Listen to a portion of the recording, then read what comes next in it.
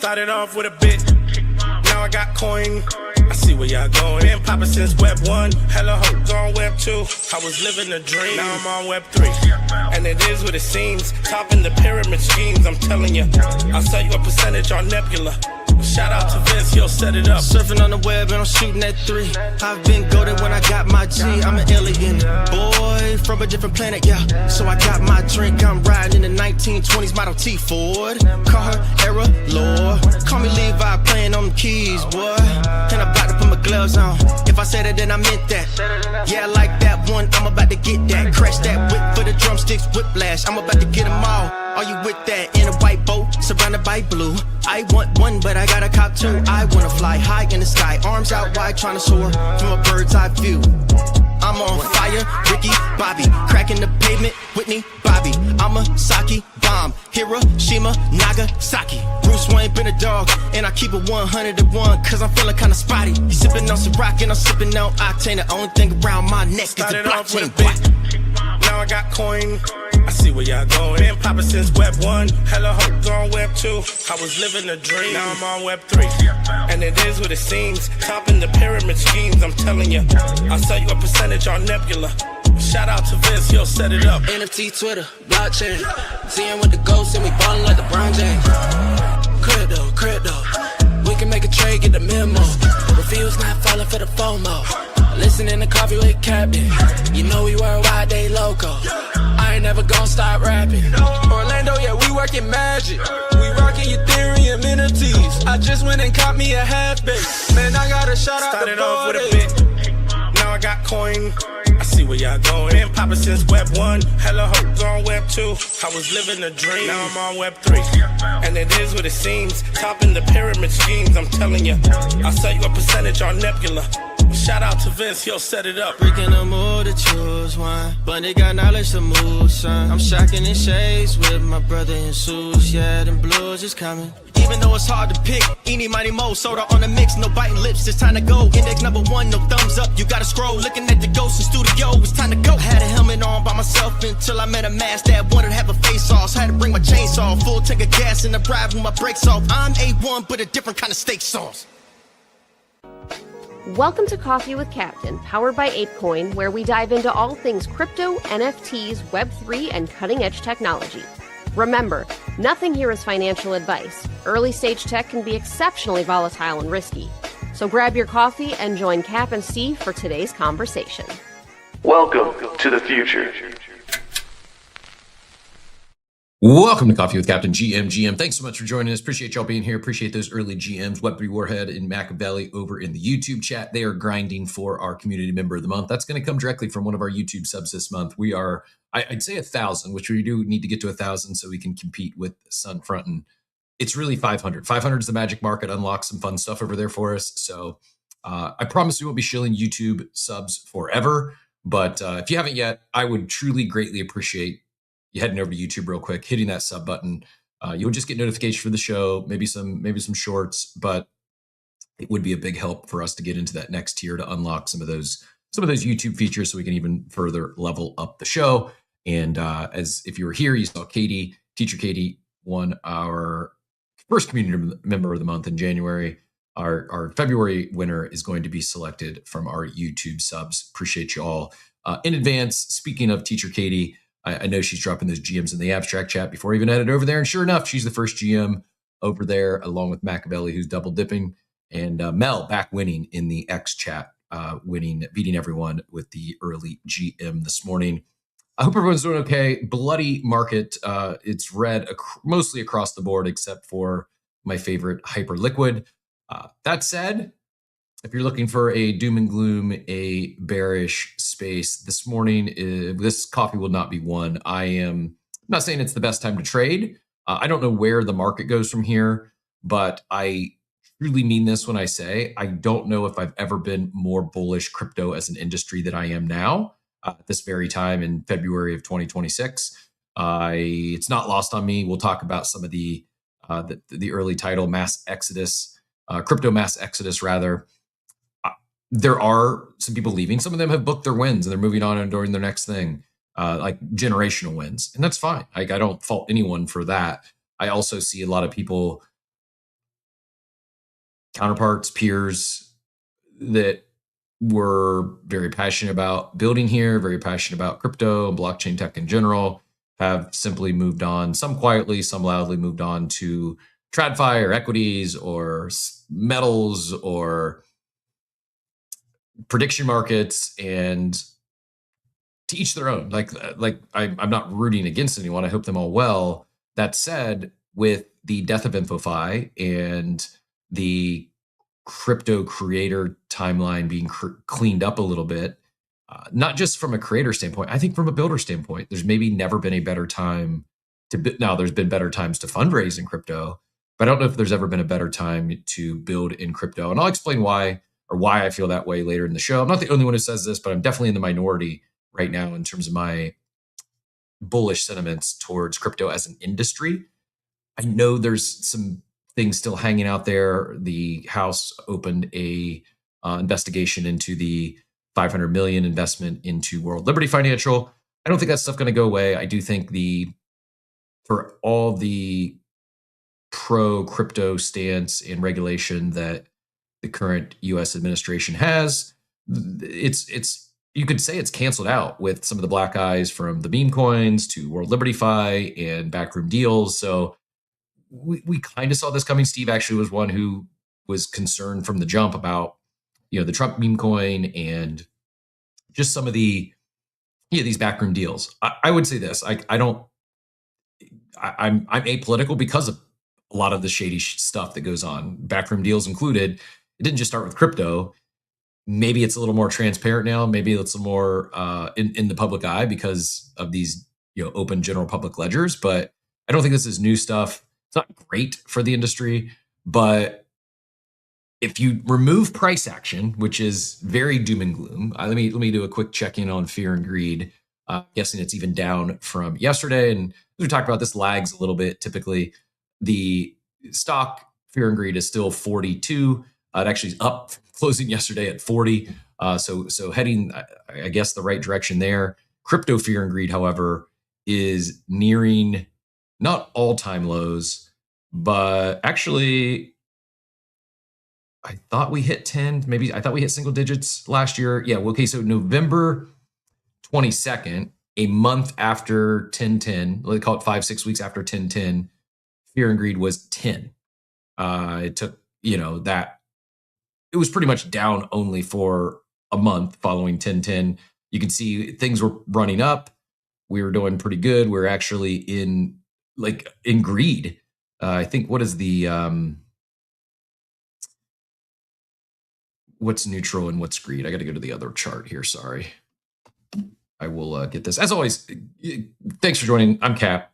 The stage is always open. If you have questions, comments, thoughts on any of the conversations today, feel free to add those in the chat or throw in a request to come up on stage. I'll do my best to multitask and get everyone up here as requested. Yeah, greed is like 55 to 75, and then extreme greed is over 75. We were in the greed. I guess I could have looked right here. This shows extreme greed over 80. So maybe again, it's directional more so than it is precise, I feel. But 10.6 kind of peaked at 62 in the greed area. And then 10.10 hits and just boom, we dropped a little bit of dead cat bounce, and then boom, back down to the bottom. The local bottom, last local bottom was 10 in terms of fear and greed. At that time, Bitcoin was 85K. So it ran up from all-time highs to 1010. It dropped all the way down to 85K. You can see this morning at 11, we're at 60. Can't even get it on the chart. It's bad. Let me just go pull up I'll pull up the actual price action. And it's bad across the board, like I said, except for hype. But majors are just getting pummeled. Bitcoin down 8% on the day, ETH down 7% on the day, BNB down 10% on the day, XRP down 14% on the day. Seems like yesterday that was above $3. It's down to $1.36. Solana, after being the biggest loser the day before, pretty much chopped. It is dipped below $90 now at 89, but it's only down 0.3% on the day. The interesting thing here is memes are kind of holding up, where majors are just getting absolutely murdered. excuse me. I was looking at the 1 hour. So let me redo that. Bitcoin down 8%, ETH down 7%, XRP down 14% on the day, Solana down 6% on the day. It is down across the board. Doge, I said yesterday, was about to go into single digits. It is at 9 cents now. It lost that 10 cent threshold. Cardano, we joked about the 80, pegged at 85 cents. It's down to 27 cents, down 8% on the day. Hyperliquid still at 32, only down 4% on the day, and that's a victory lap in this market. I don't want to neg anyone out by focusing on these numbers, but it is I don't know. Could be like catch a falling knife type situation. Maybe we get a bounce.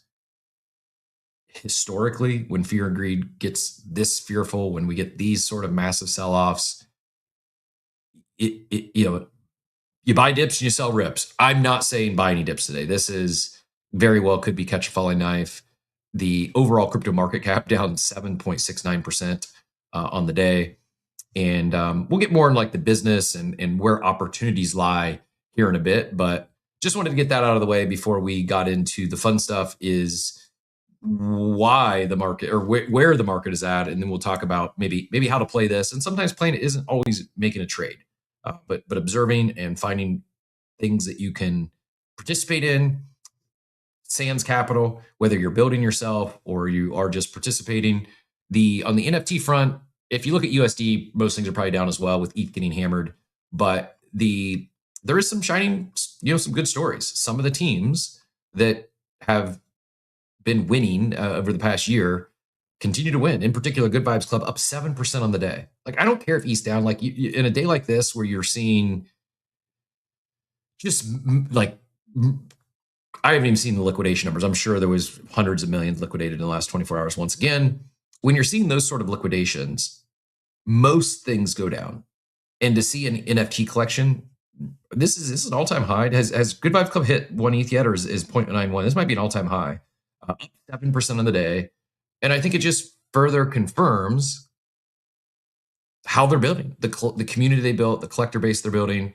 It's pretty impressive that there's not a massive sell-off. You're not seeing people run to the exits. You're not seeing people that are, I'm over leveraged and I'm about to get liquidated on Hyperliquid.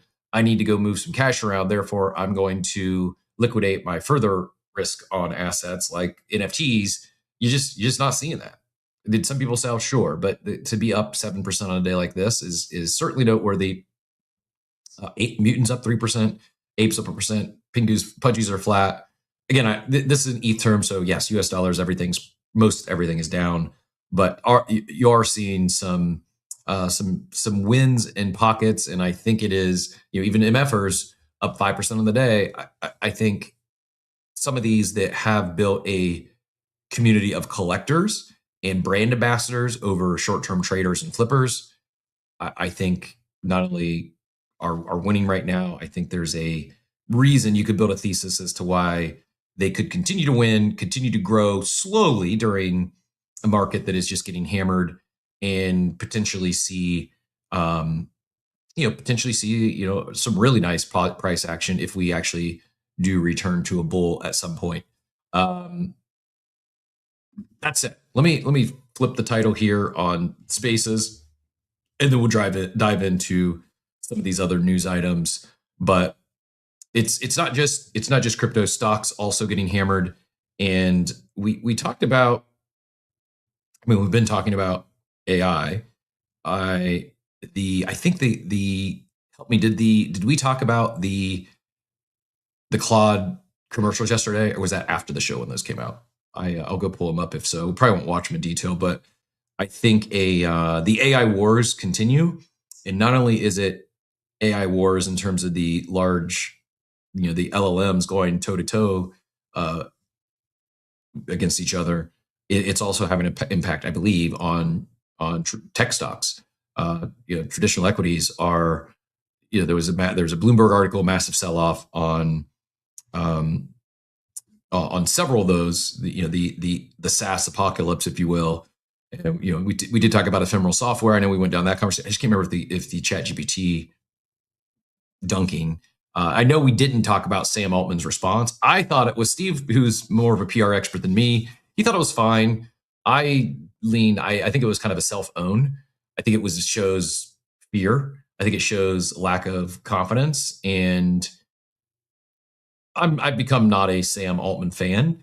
And I think it's, he wasn't even named. Like it could have been any other AI company that's going to introduce ads. I'm sure, I would think ChatGPT, OpenAI is not going to be the only one, but it also just drives home how good of an ad it was, that not only were they taking shots at, like, everyone knew it. If you follow this, you knew it was, they were taking shots at ChatGPT and OpenAI just on the verbiage. And OpenAI is the one that recently announced they're going to introduce ads, but how well done the ad actually was in terms of the language.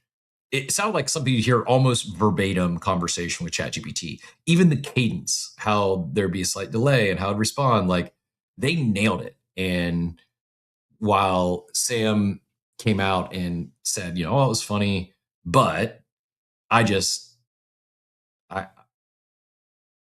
know. I thought it was a cell phone. I thought it was pretty weak. And I think he just drew more attention to it, as opposed to just letting it go. And he's very clearly impacted by it. And I think it shows more fear. And it wasn't just like that was funny, but it was, pretty long-winded rant that got 7 million views. I got to put up on video here.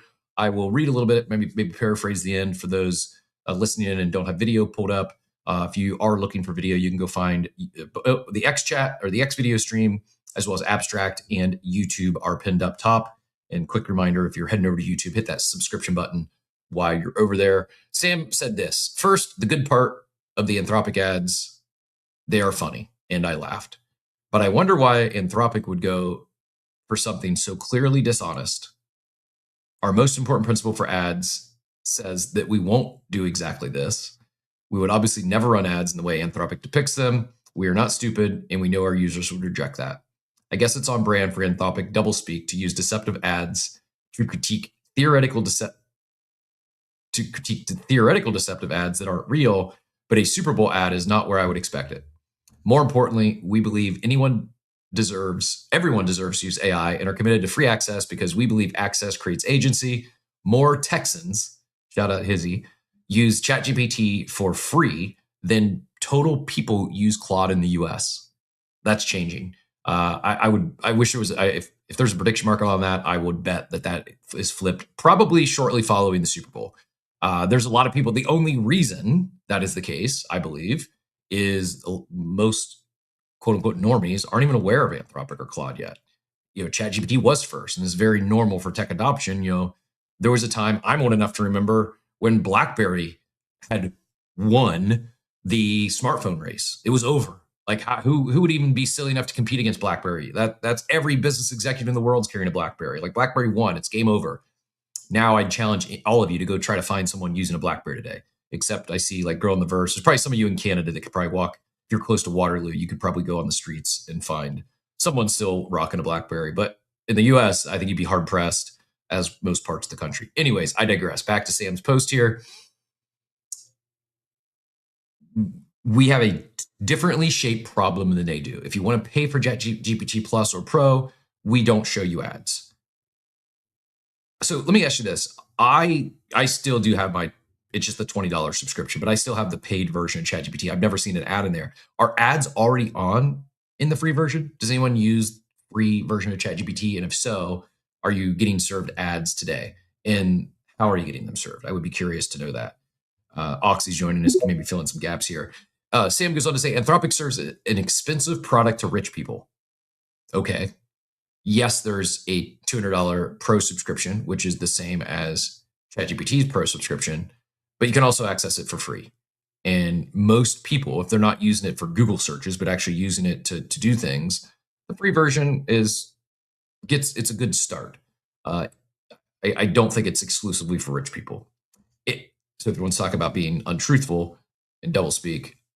Anyways, back to the post. We are glad to do that, and we are doing that too.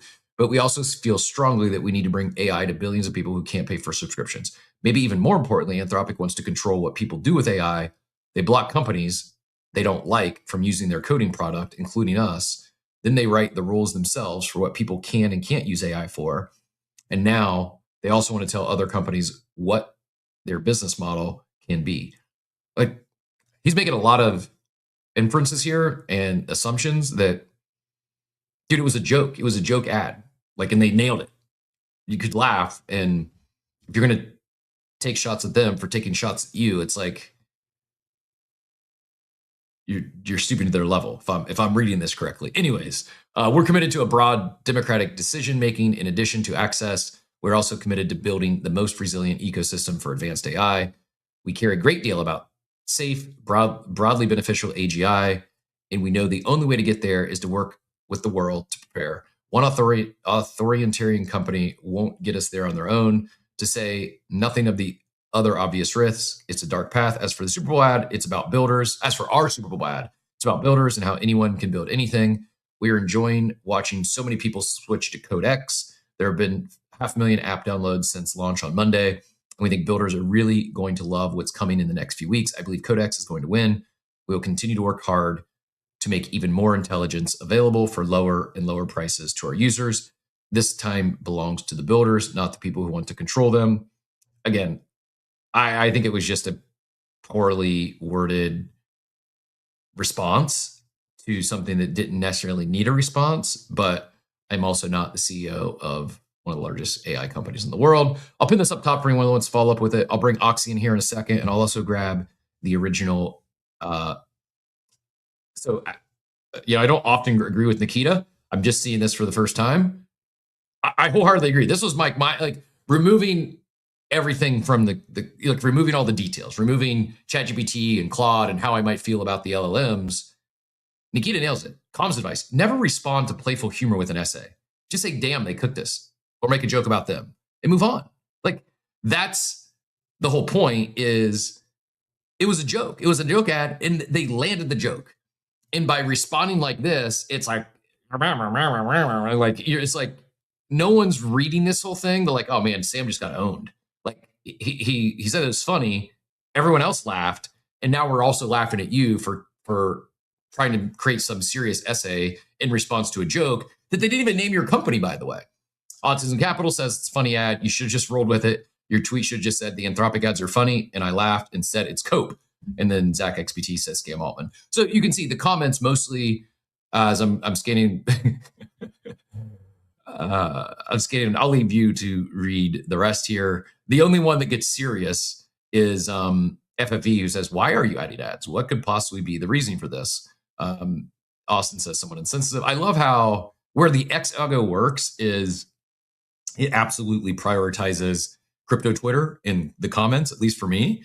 And crypto Twitter, I don't care what anyone says, like crypto Twitter wins. Like Autism Capital, Zach XBT, both out now. I guess Nikita's just happened 3 hours ago, so his will be the most liked comment here soon. But point being is, I'm patting myself on the back because I didn't see that until now, and it appears that most of the comments agree with me that Sam self-owned himself here with this, I think, ridiculous response to what were funny ads and a joke. Go ahead, Oxy. GM, what's your take on the open AI versus Anthropic war?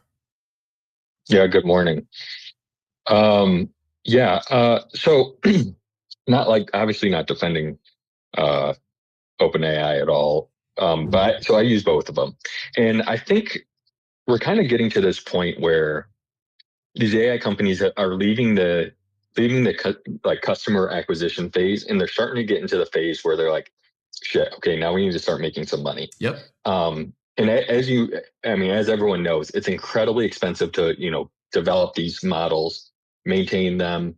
Every time there's a new graphics card that comes out, or new processing unit that comes out, they have to buy a bajillion of them and spend billions of dollars to get the right processing power that they need to compete.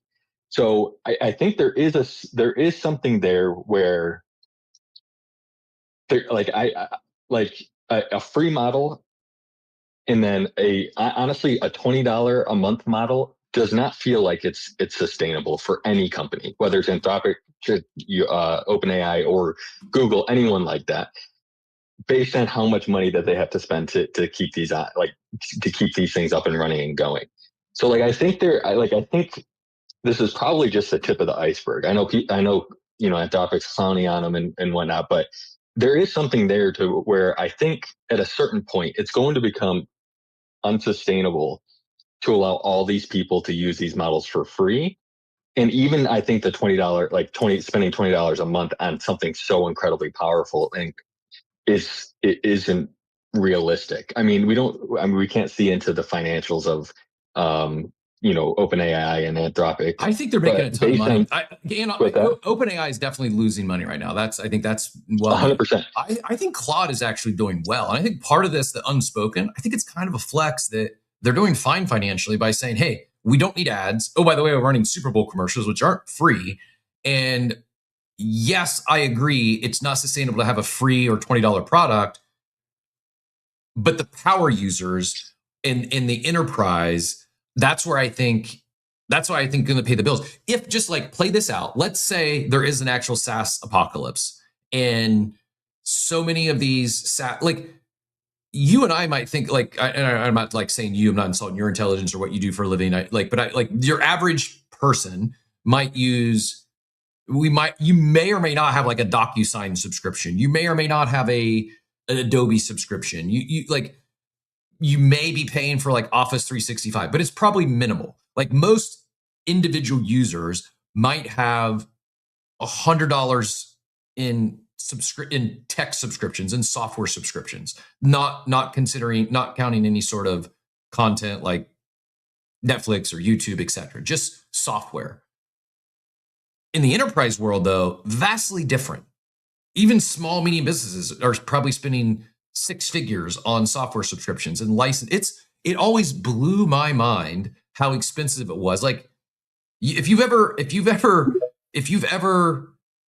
used Salesforce in a corporate environment, or if you've ever been involved in a RFP for a CRM in a corporate environment, I had to pick my jaw up off the floor the first time we got a Salesforce quote for when we sold it, got acquired by a Fortune 500 company, and we're looking to they had Salesforce subscriptions, and even though they were already bought and paid for, our business division still, if we use them, we were responsible for the cost, so it hit our P&L.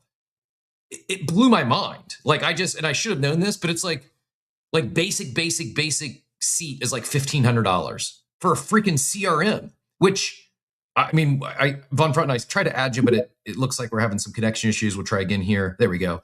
So I'm going to go back to Oxy, and then we'll go to Von Frunten, and it probably isn't why he jumped up, but I know he's been, I believe, if he doesn't mind sharing, talking about the CRM he's been building with his Claude bot for his Vonga business. And I think CRM, Salesforce, is one that I don't see how they don't get disrupted because they're so freaking expensive. And while most human individual users might use the free version of Claude or OpenAI, businesses aren't. And not only are businesses not going to use the premium version, they're going to be paying for APIs. I do think a lot of SaaS businesses are cooked, and the Salesforce of the world are going to be in a tough spot. I don't think these businesses are just going to go from, okay, we spent 1.7 million last year on software to zero. I think it's going to shift. We spent 1.7 million on these old school SaaS products to where now they might even spend more. No, we actually spent 2 million on software, but it was all on AI and tokens and APIs. I think that's where, from a business model standpoint, I don't know. I've never worked for any of these companies. It's how I see this thing playing out. I think the enterprise giants of the world are so big and they spend so much money on software that, for all intents and purposes, it's just not as good as where we're heading with. And we say ephemeral software, we're talking about from the individual user standpoint, and the end of the app era we were talking about yesterday. I think for these businesses, instead of using Salesforce, which is feature rich, it can be extremely customized, but it's also insanely expensive. And with AI, you can build custom CRMs exactly like you want to see without having the bloat that's built in there and the things you got to pay for that you may not be using. Anyways, back to Oxy, and then I am curious Von Frutten's take on enterprise and in particular CRMs and how AI might be, truly disrupting the traditional CRM business. Go ahead, Oxy. Yeah, no, I was going to say, I completely agree. I think OpenAI is losing tons of money every year on what they've built and then their costs associated. And I agree. I think the enterprise side of the house is going to be where the money's made. My firm's talking about going to Anthropic, in the enterprise version now from OpenAI. So I completely agree. I think that's where the money's going to be made. I just think the issue is going to be the consumer, like the retail, everyday person side of things. If you don't have an enterprise version, I don't think it's going to be price appropriate for someone like an everyday user to be able to use these models at a certain point, unless there's something changes drastically. If you look at like SAP or an Oracle or something like that, if I wanted to use their ERP or in my local mom and pop business, no shot I could ever do that. I've got to settle for some shitty off the shelf thing that maybe I can customize a little bit or whatever. But unless I have mega money, there's no world where I can use some of these premium products, and that's what I think AI is going to kind of turn into. Yep. I agree. Well said. Von Frutten, GM, sir, always a pleasure. Feel free to take it whichever direction you like, but if you don't mind sharing, I am curious your specific take on this not only the SaaS war and the death of SaaS by the hands of AI, but also even something as specific as CRMs. And if you don't mind sharing a little bit of your personal journey or what you're using it for, I'm curious as a individual, as a human, but also I think our audience might find it interesting as well. Yeah, sure thing. GM, everybody. So a few things, and I'll get into the kind of the SaaS CRM thing. So one, I'm not a comms guy, but Sam had to, defend his mans. These are two companies that are racing to go public at massive valuations.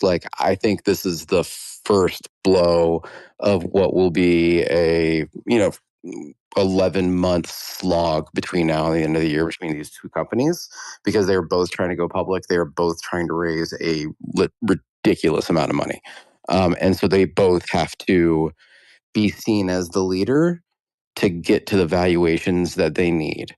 So I'm buckling up. I'm getting my popcorn. I'm ready for it. This is going to be fun. The second, real quick, for those who don't pay as much attention of the actual product releases and things like that, I think Anthropic's timing is really, really interesting. So they are rumored to be releasing Sonnet 5, which is their latest model. Sonnet is their cheap, fast model. Opus is their big, heavy, deep thinking model. But the rumors are that Sonnet 5 is faster than anything, smarter than everything they've ever put together, and ridiculously cheap to use. So we talked about how much money these companies are burning building and using these products. I do wonder if Sonnet gives them the efficiency to now go after the $20 a month mass market kind of thing that ChatGPT has owned up until now. So I think it was supposed to be released either yesterday or 2 days ago. The rumors were they had some issues. They had to roll it back, and they're going to try and today. But for them to release their hyper efficient mass market enabling product and then 2 days later put out a bunch of Super Bowl ads, is really interesting timing if it all works out. So to my journey, so as Cap said, I've talked about on the show, a long time ago. I'm building a company, Bonga. And I always used to joke that ChatGPT was my co-founder, right? I have 0 full-time employees. I do work with, people to contract. We do make physical items. James Costa is my, designer. We have a supply chain. There are humans involved in the running of my business, but I don't actually employ anybody. And I've always for many reasons, one, people, you got to pay people, and trying to run a lean business. And then 2, every time I've hit a wall of saying, oh gosh, I'm going to have to go spend money on something, the AI tools have evolved to such a point that I'm like, oh, actually, I can do this with AI now. So for the longest time, that was just, thought partnership and, the things that the most people use the LLMs for, right? It's like, hey, help me work out this business idea. And, they made South Park episodes about making fun of people who do that now. Then it got to content creation, image creation, video creation, all that kind of stuff where it's like, oh, cool. Like I don't have to go and hire photographers and do shoots and things like that. I can actually go start to make some, creative assets with AI. And so the phase of the journey I'm in now for the past, whatever it is now, week and a half, is I had an old Mac Mini laying around that I turned into a Cloud bot or Moltbot and now OpenSaw or whatever it's going to be called next week. And I'm deep down that rabbit hole. What I will say, don't believe everything you read on social media. They're not creating their own religion. They're not renting out their own humans. They're not trying to rebel. It is also not the one-stop shop, oh my God, I put in one line of code and it runs my life and I just traded $1 million on Polymarket. 99% of that stuff is timeline, lies just to get you to watch and click and get their views up so they can get paid by Elon, right? So be very careful with what you actually see out there. This is not consumer ready product. This is developer, get your hands dirty. It will break more times than it works, but you try to continue to move forward. So Kat mentioned CRM. The one of the things that I have to do as a business owner is keep track of my customers, right? And you have a sales and marketing funnel, and you reach out to 100 people, maybe 10 get back, maybe 3 actually schedule a demo, maybe 1 actually becomes a paying customer, right? And it's a numbers game. It's how all marketing works. And so I started looking around. I actually have a really good friend who used to work at Salesforce. I started talking to him. I was like, hey, should I use Salesforce for this? And he's like, dude, you can't afford it. You are not my customer. My customer are Fortune 500 companies that can drop 6 figures a month and have, sales forces in the thousands that they need this for. I don't make a product for you. So it's like, okay, cool. Thanks for being honest. So then you start looking at smaller versions, right? And it's not all crap. Like HubSpot. HubSpot is a very legitimate, very sizable, very well-resourced company who makes a CRM targeted at small and medium-sized businesses.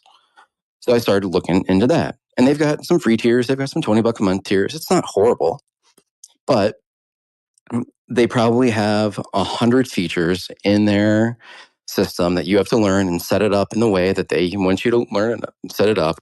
And they have an API. But of the 100 features that they have, at the point of the journey that my company is in, I need 5 to 10.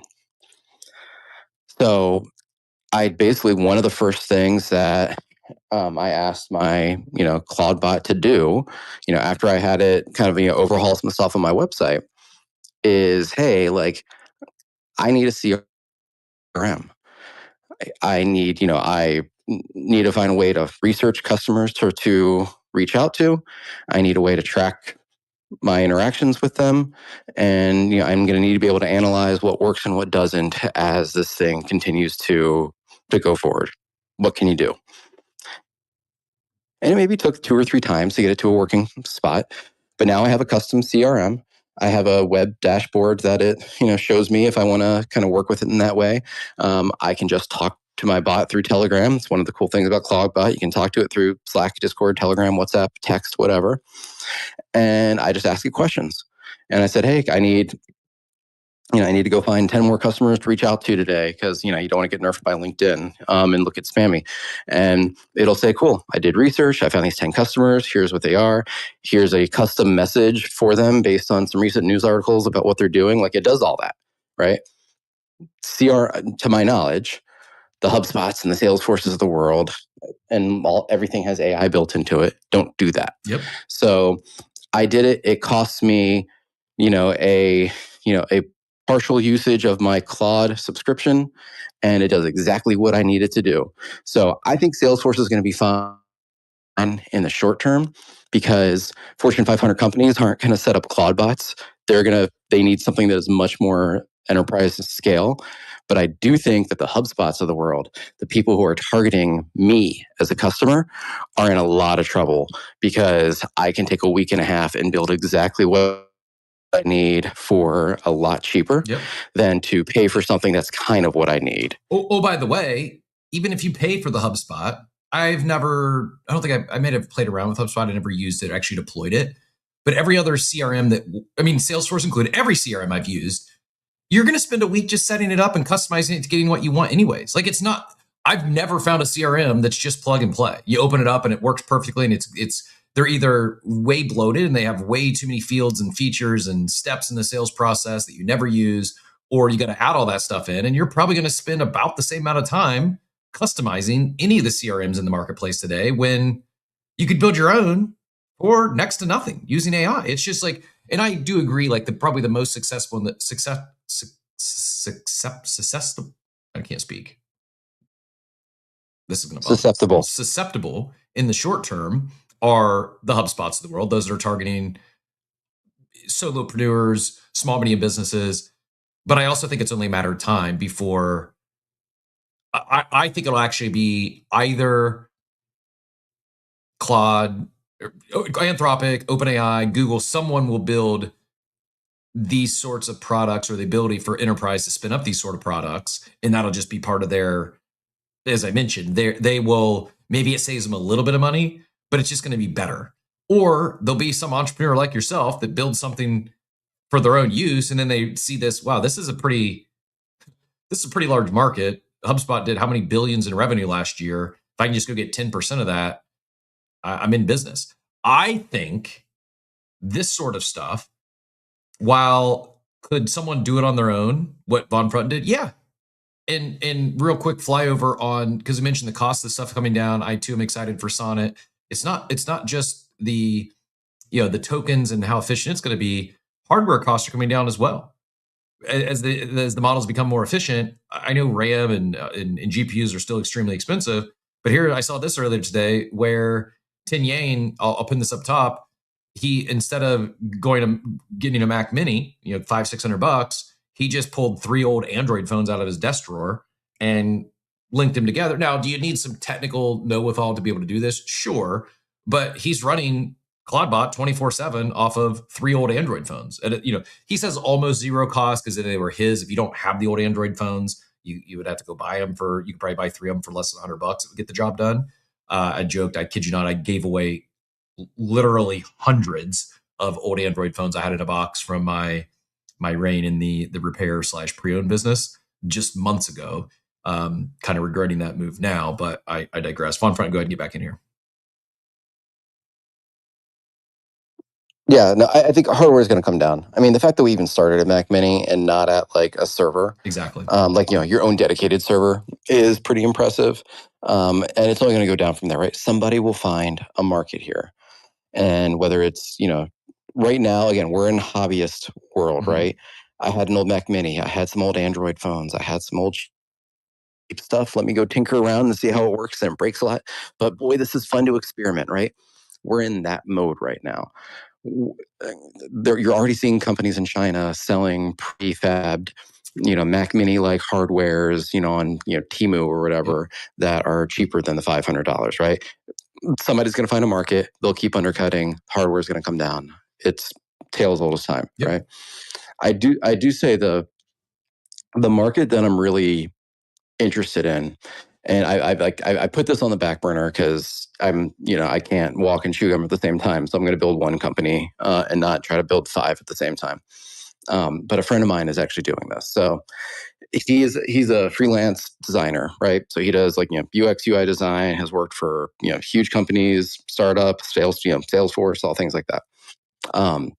Like many of us, hated corporate life, wanted to go out and find something on his own, did a lot of freelance stuff. He was mad because like I just said, right? The tools that he needed were either they didn't exist or it was I had to go sign up for 7 subscriptions to piece together something to get my job done.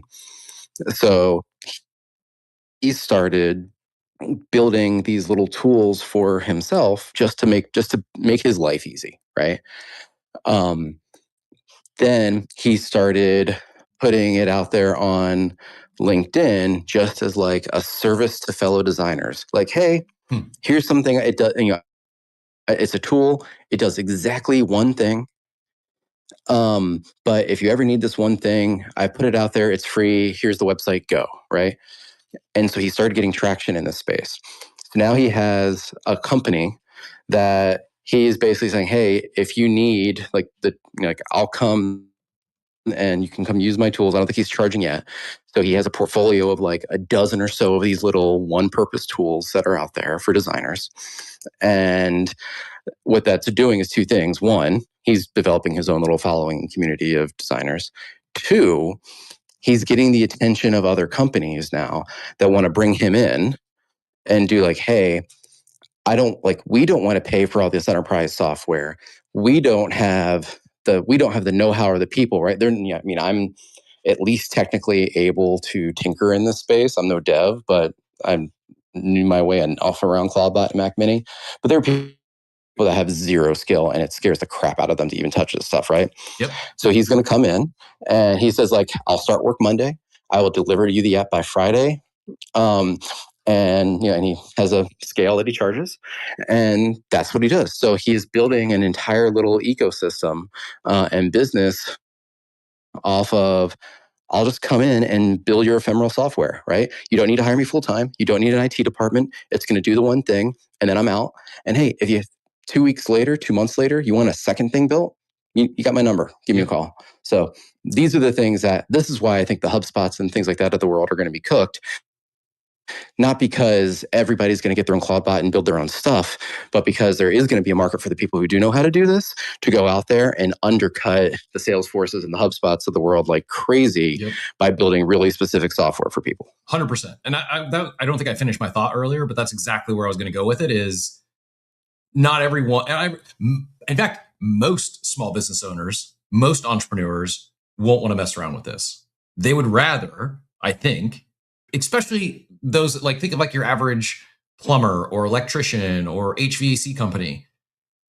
Do some of them have a CTO or director of IT that they've been playing around with AI like this they're deeper in it than we are? Sure, some do.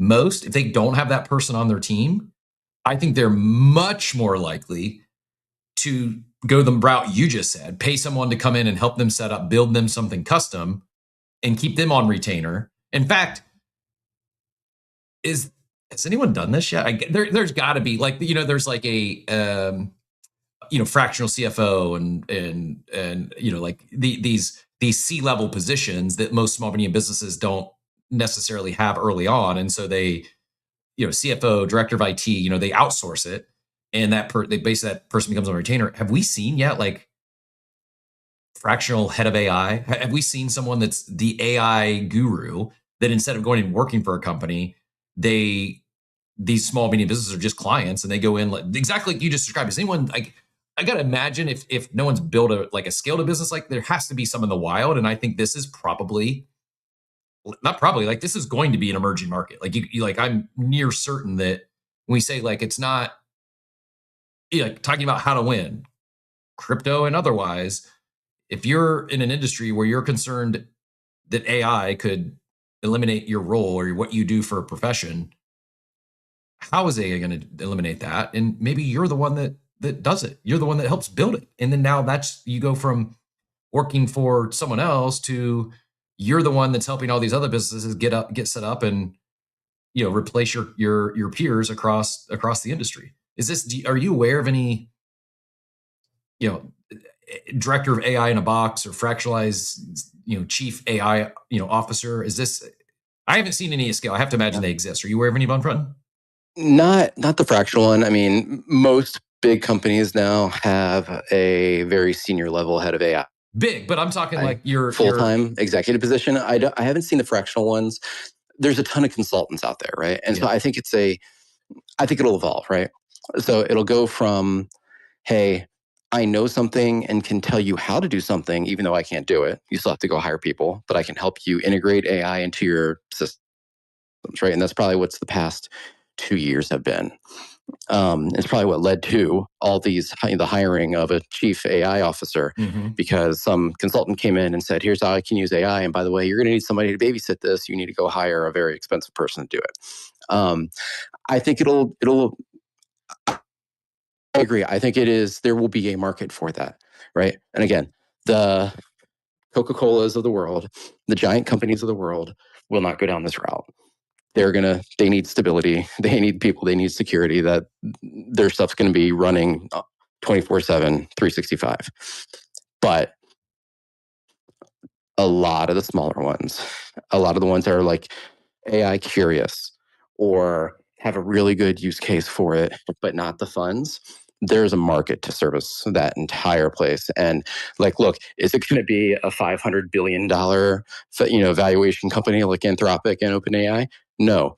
Will it be a damn good business to run that you can, if this is your thing, you can do what you really enjoy and make a damn good living off it? I believe so, absolutely. Agreed. And that's like, if you have a expertise, if you've been a professional in any industry, you have skills that you could help hone and train niche AI solutions. Like I know, like all the big LLMs, they have something. Most have something that is like they're best at. That if you're going to be vibe coding, most would say go to Claude for that. If you're looking for, I don't even know what the best image generator is. If you're looking for video, I think it's still Nano Banana from Google. I really not certain because they keep changing so quickly.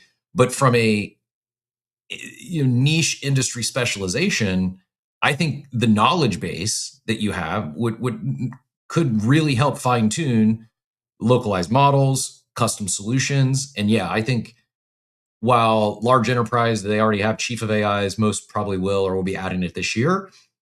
I don't think many small, medium businesses will add that position right away. And I think there's probably a very large market that's only going to get larger because most won't. It's funny. I was going to drop in the war room this morning. One of my best friend's neighbor just had a multi-billion-dollar exit. They were the CFO of I think it's public. They were CFO of an energy company. And like for all intents and purposes, this guy's done. Like I don't know the exact, but I'm pretty sure it was like a 9-figure exit. And he's starting a family office. And the immediately where my brain went is like, oh boy, boring businesses are back on. And how do we incorporate this sort of stuff into the boring business model? It's just like, this was happening before AI got to where it is today. We've been having the boring business roll-up conversation for I think years now, plural. It just got put on steroids. Like the ability to make these boomer businesses that have done well, they're profitable, they have a large customer base, to make them more efficient, to help them grow, to drive cost savings. Like I don't know if there's ever been a better time. And I know it's not easy. I know there's still a lot of unknown. And could things change again that we're not foreseeing in 6 months from now? Yeah, it's very possible. But gets me really excited about as I opened the show, I've never been more excited to be building in crypto than I am right now in terms of the opportunities that exist. If you remove price action, a lot of things that we had hoped for that were like pipe dreams even a couple of years ago are now in place. It's happening. Like the world is coming on chain. Real world assets are getting tokenized from collectibles to traditional equities to real estate. Like it's happening, and it's happening on chain. Not only that, but the new internet, yeah, it's new internet for humans and everything can be tokenized and how it can make things better on chain. It's going to be the internet for agents, I believe. And there's just you're going to continue to see more and more and more agents. And so the opportunities here, I think, are near limitless. It's just different than it's been in the last 4, 5, 6 years. And I don't think that's necessarily a bad thing. If you look at a lot of these valuations, even though numbers are down, if you compare Solana at $90 and its current market cap and the revenue it generates and that multiple, which is, I don't know, 50 to 100x, just guessing off the top of my head. I'll go do some actual math here after I hand it off to Vonfront and Oxy. They're not unheard of, but they're insane multiples of earnings.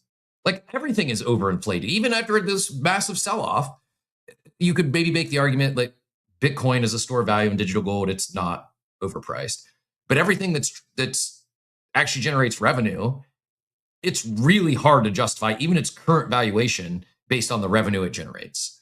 And I think it's kind of healthy. I think maybe this partially is maturing as a space. And while some VCs are leaving and it might be harder to fundraise, I think we're getting closer to being baked in reality, not just hype and speculation.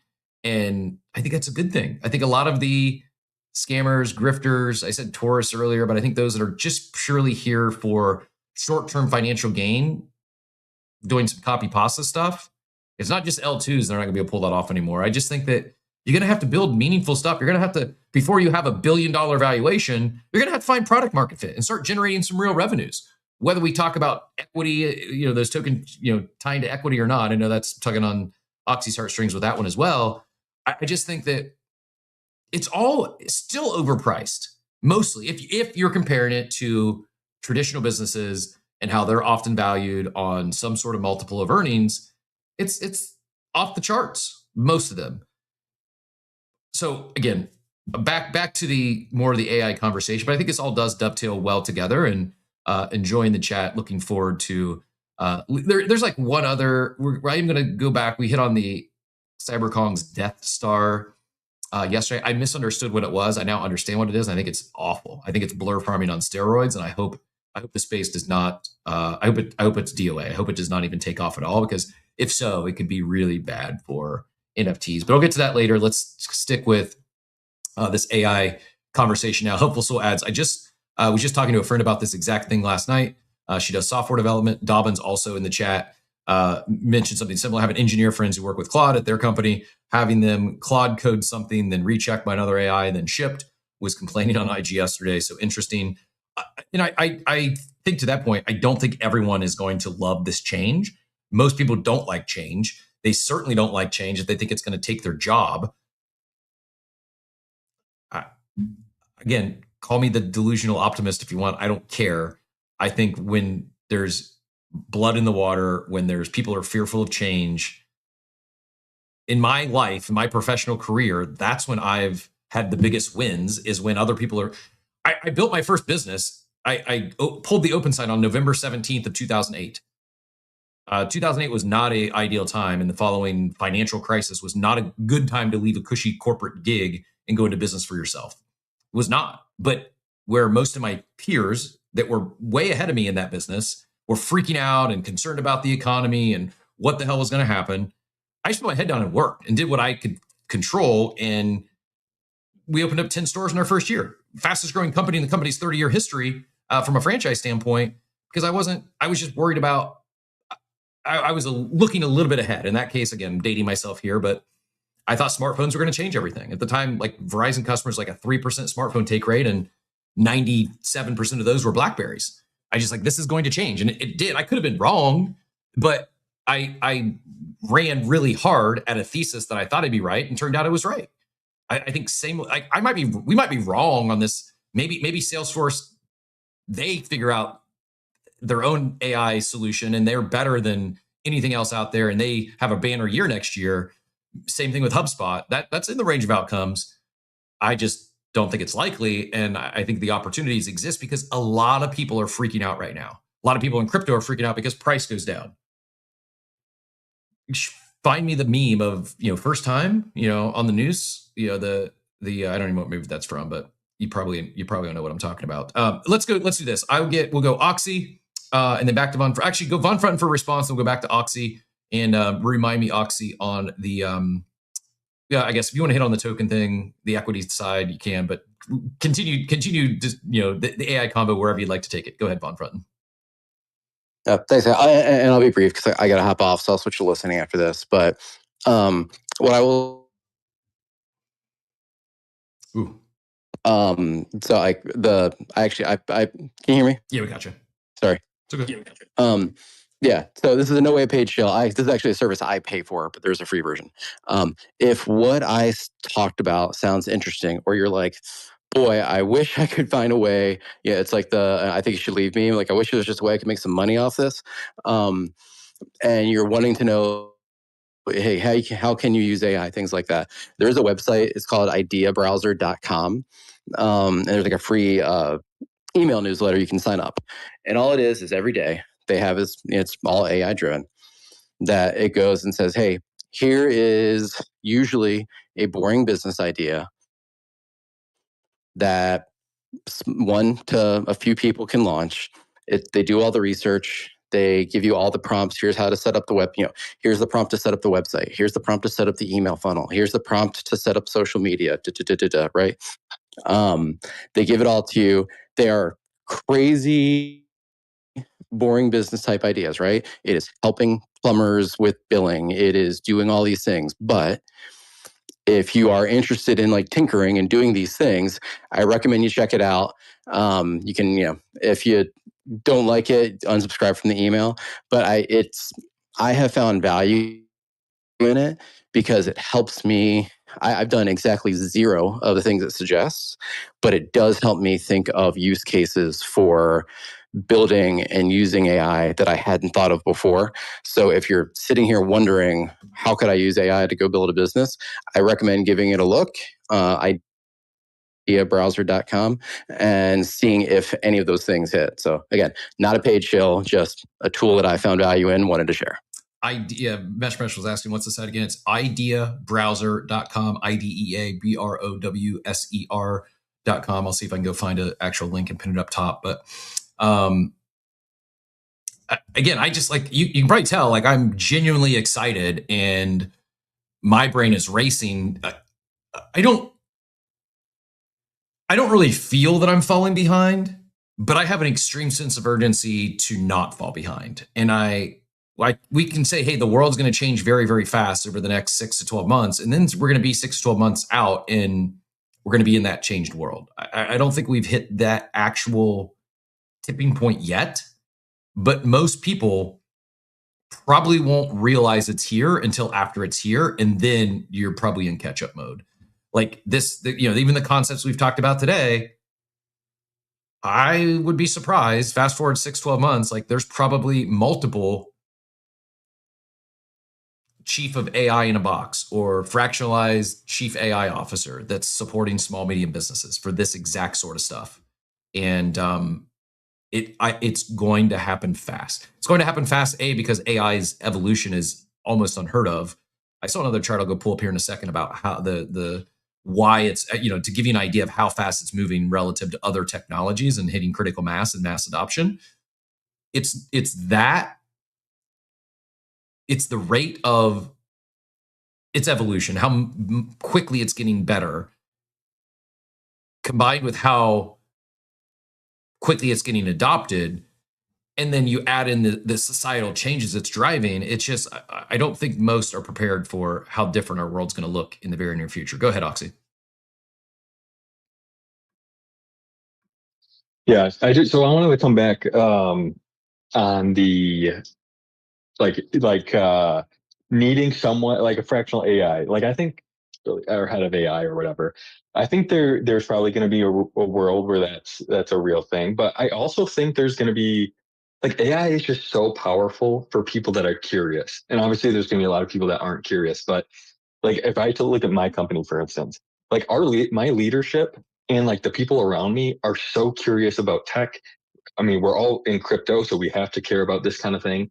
And we just figure it out like ourselves. And then like, we create the things that we need, just like what Von Frunten's saying, because we have this startup and fast moving mindset to where we like want to be more efficient ourselves. So we just figure out and problem solve a way to do this. And I think more and more people, especially the younger generation, are just inherently good at this and inherently want to do this and want to learn about the new tech and the new thing. So I think the idea of a fractional AI, executive or whatever it is a great idea. But I think at a certain point, it's just going to be inherently within us to want to learn and want to get better. So we just do it ourselves and figure it out ourselves, because all the tools are basically going to be at our fingertips if it's affordable, obviously, going back to my original point. So yeah, I like the idea for sure, but I think there is something there about we're just going to figure it out ourselves and become more efficient and effective at using these tools as we become more familiar with them. That's really interesting. I hadn't given this actual conscious thought that part of what, like, this adoption and this solo entrepreneur and building these solutions is not only are, like, a lot of the your tinkers, your learners, but it's enhancing is the right word, or accelerating the learning curve. Like, it's helping us learn faster, right? Like, it's almost like I'm going to use the word flywheel because I can't think of anything else right now, but it is like a learning flywheel. It's an educational flywheel that's, as you learn more, you're less likely to go pay for some out of the box software on probably anything. Like, I know Von Frunten had to step down, but, like, think about Von Frunten. Like, now that he's built a CRM that's better than what he could have got with HubSpot or, fraction of the cost of Salesforce, the next time he needs some sort of software solution, I'd bet a lot of money that before he goes and pays for something out of the box that doesn't fit his exact use case, he's probably going to at least attempt to build the solution himself. Right, Oxy? Like, this is just like, it really is a self-perpetuating learning loop. And the more people build with, and I guess this is like, I say this not as a dev, not as a programmer. Maybe programmers and devs, like, this is just how they're wired and how they've always thought. As a non-technical person, as a non-technical founder and business owner, but yet somewhat technically driven to where, like, I'm okay not having an IT person, a CTO, and still customizing a CRM, or still doing some basic stuff, doing some basic troubleshooting, but I've not been the one that's going to go solve it, right? And now, I think before I go pay for anything out of the box, it's not built for exactly what I'm looking for, I'm going to at least attempt to build it myself. Go ahead, Oxy. No, without a doubt. Like, I am the least technical person when it comes to coding and how APIs work and how like memory systems work, whether it's like within MD files or whatever it is. Like, I have no idea how any of that works. Python scripts, I don't know how any of that works. But over the last 3 to 6 months, I've learned so much just because I've been digging into this vibe coding stuff. I've been trying to learn as much as I can. And obviously AI is at the front of all of this, because it's allowing me to learn all of these different things. Like, for instance, my wife has an Etsy shop, and she was like, gosh, I really wish I could automate this whole process where if I want to print something, like, I could just go into Telegram, send a message, and it would print exactly what I want it to. I was like, you know what? I could probably figure out how to do that. And I literally built a bot that doesn't use AI, fortunately. Like, I used HTML's like scraping of a site to where she could literally go onto Telegram, send a message to this bot. It doesn't use AI or parsing or anything like that. And it can inherently scrape the website. And I learned about how the websites are built and how that works. And I built it for her. And it's just because I had this tool at my fingertips, the eagerness to learn and wanting to figure it out. And I figured it out. And it's like, I could have never done that before. I would have watched hours and hours and hours of YouTube videos, and I still wouldn't have been able to do it. Yeah. And I don't know, it's just incredible. It is incredible. And I am tempting to be empathetic to those who aren't wired like this. Like, to me, it's insanely exciting. I also can appreciate how, if you're not a builder, if you've never been an entrepreneur, if you've never worked for yourself, this could be frightening. I get that, and I'm not trying to paint it all as like rainbows and butterflies. Like, I get it. It's a lot of unknown, a lot of uncertainty. I'll just reiterate again: in times of uncertainty, in times of change, I think it's some of the greatest times ever for opportunity. It's just, you have to seek it out a little bit. It's probably not just going to fall in your lap or your email inbox or a DM today where someone's going to say, hey, I saw you were tinkering with this thing, or hey, can you come build this for, like, it does take a little bit of motivation. Is not the right word. Like you're going to have to take some shots, and in doing so, it's likely that you don't hit the first one or the second one or the third one. And that also is scary for a lot of people. Like I enjoy getting told no. In fact, we're getting ready to go on a sponsor blitz and do a lot of outreach. A lot of our sponsorship deals, a lot of our partnerships have been inbound thus far. We don't have a sales team other than Joey landed a nice deal for us about a year ago, actually. It's mostly inbound. People hear the show or a friend of the show and they reach out to us, and if it's someone we like to work with, then yeah, we talk about it and ultimately, get a deal done. We're getting ready to really implement an outbound strategy for not the first time ever, but the first time in a while. And I'm excited about it, knowing that I'm excited about it in this market, which some people probably think is crazy. Like, oh my gosh, like, especially those that had a lot of their treasury and their budgets in tokens and not stables. Like they got, there's some that probably have half the amount of marketing budget that they thought they had coming into the year because of poor treasury management. I get that. And I understand there's going to be a lot of no's along the way or not now. And I enjoy that. I'm also wired kind of weird. And I know it's not for everyone. So I am attempting to be empathetic to those who have never done this sort of thing, or it's not for you. Whether it's crypto or outside of crypto, I can't stress enough how important I think it is to experience, to use this new tech, at least familiarize yourself with it, and be open to change, be open to new ideas, be open to potentially doing something a year from now that's completely different than anything you've ever done before. And I think as a result, I think you're going to see a lot of success stories. I think you're going to see a lot of individuals that seem like overnight successes. And the reality is they probably were tinkering and experimenting with AI and some of this new technology for months, if not years, before one eventually clicking. We'll go back to Oxy and then we'll bring Joey in here. Before I do so, I want to, before I forget, I want to show a post from OX Designer. Von Frunten mentioned it earlier when he was talking about CloudBot, and it's not perfect. It does take everything you see on the timeline with a grain of salt. Some of that is purely for engagement. I thought this was a good, honest review of OpenClaw as a non-technical. It requires lots of technicals to set up, API setup, doing things in your terminal, whatever. But it's the most non-technical friendly assistant I've ever used. No prompt tricks, no file management, no architecture or database designing thingy, whatever. You can just ask it to change its programming and it will, especially with its memory and whatever this new QMD database update is. No clue, but I installed it. It remembers things. Of course, it can be dumb at times, but you don't need a planning mode or any fancy approaches. It has a genuinely good personality out of the box and just does things. I really love it.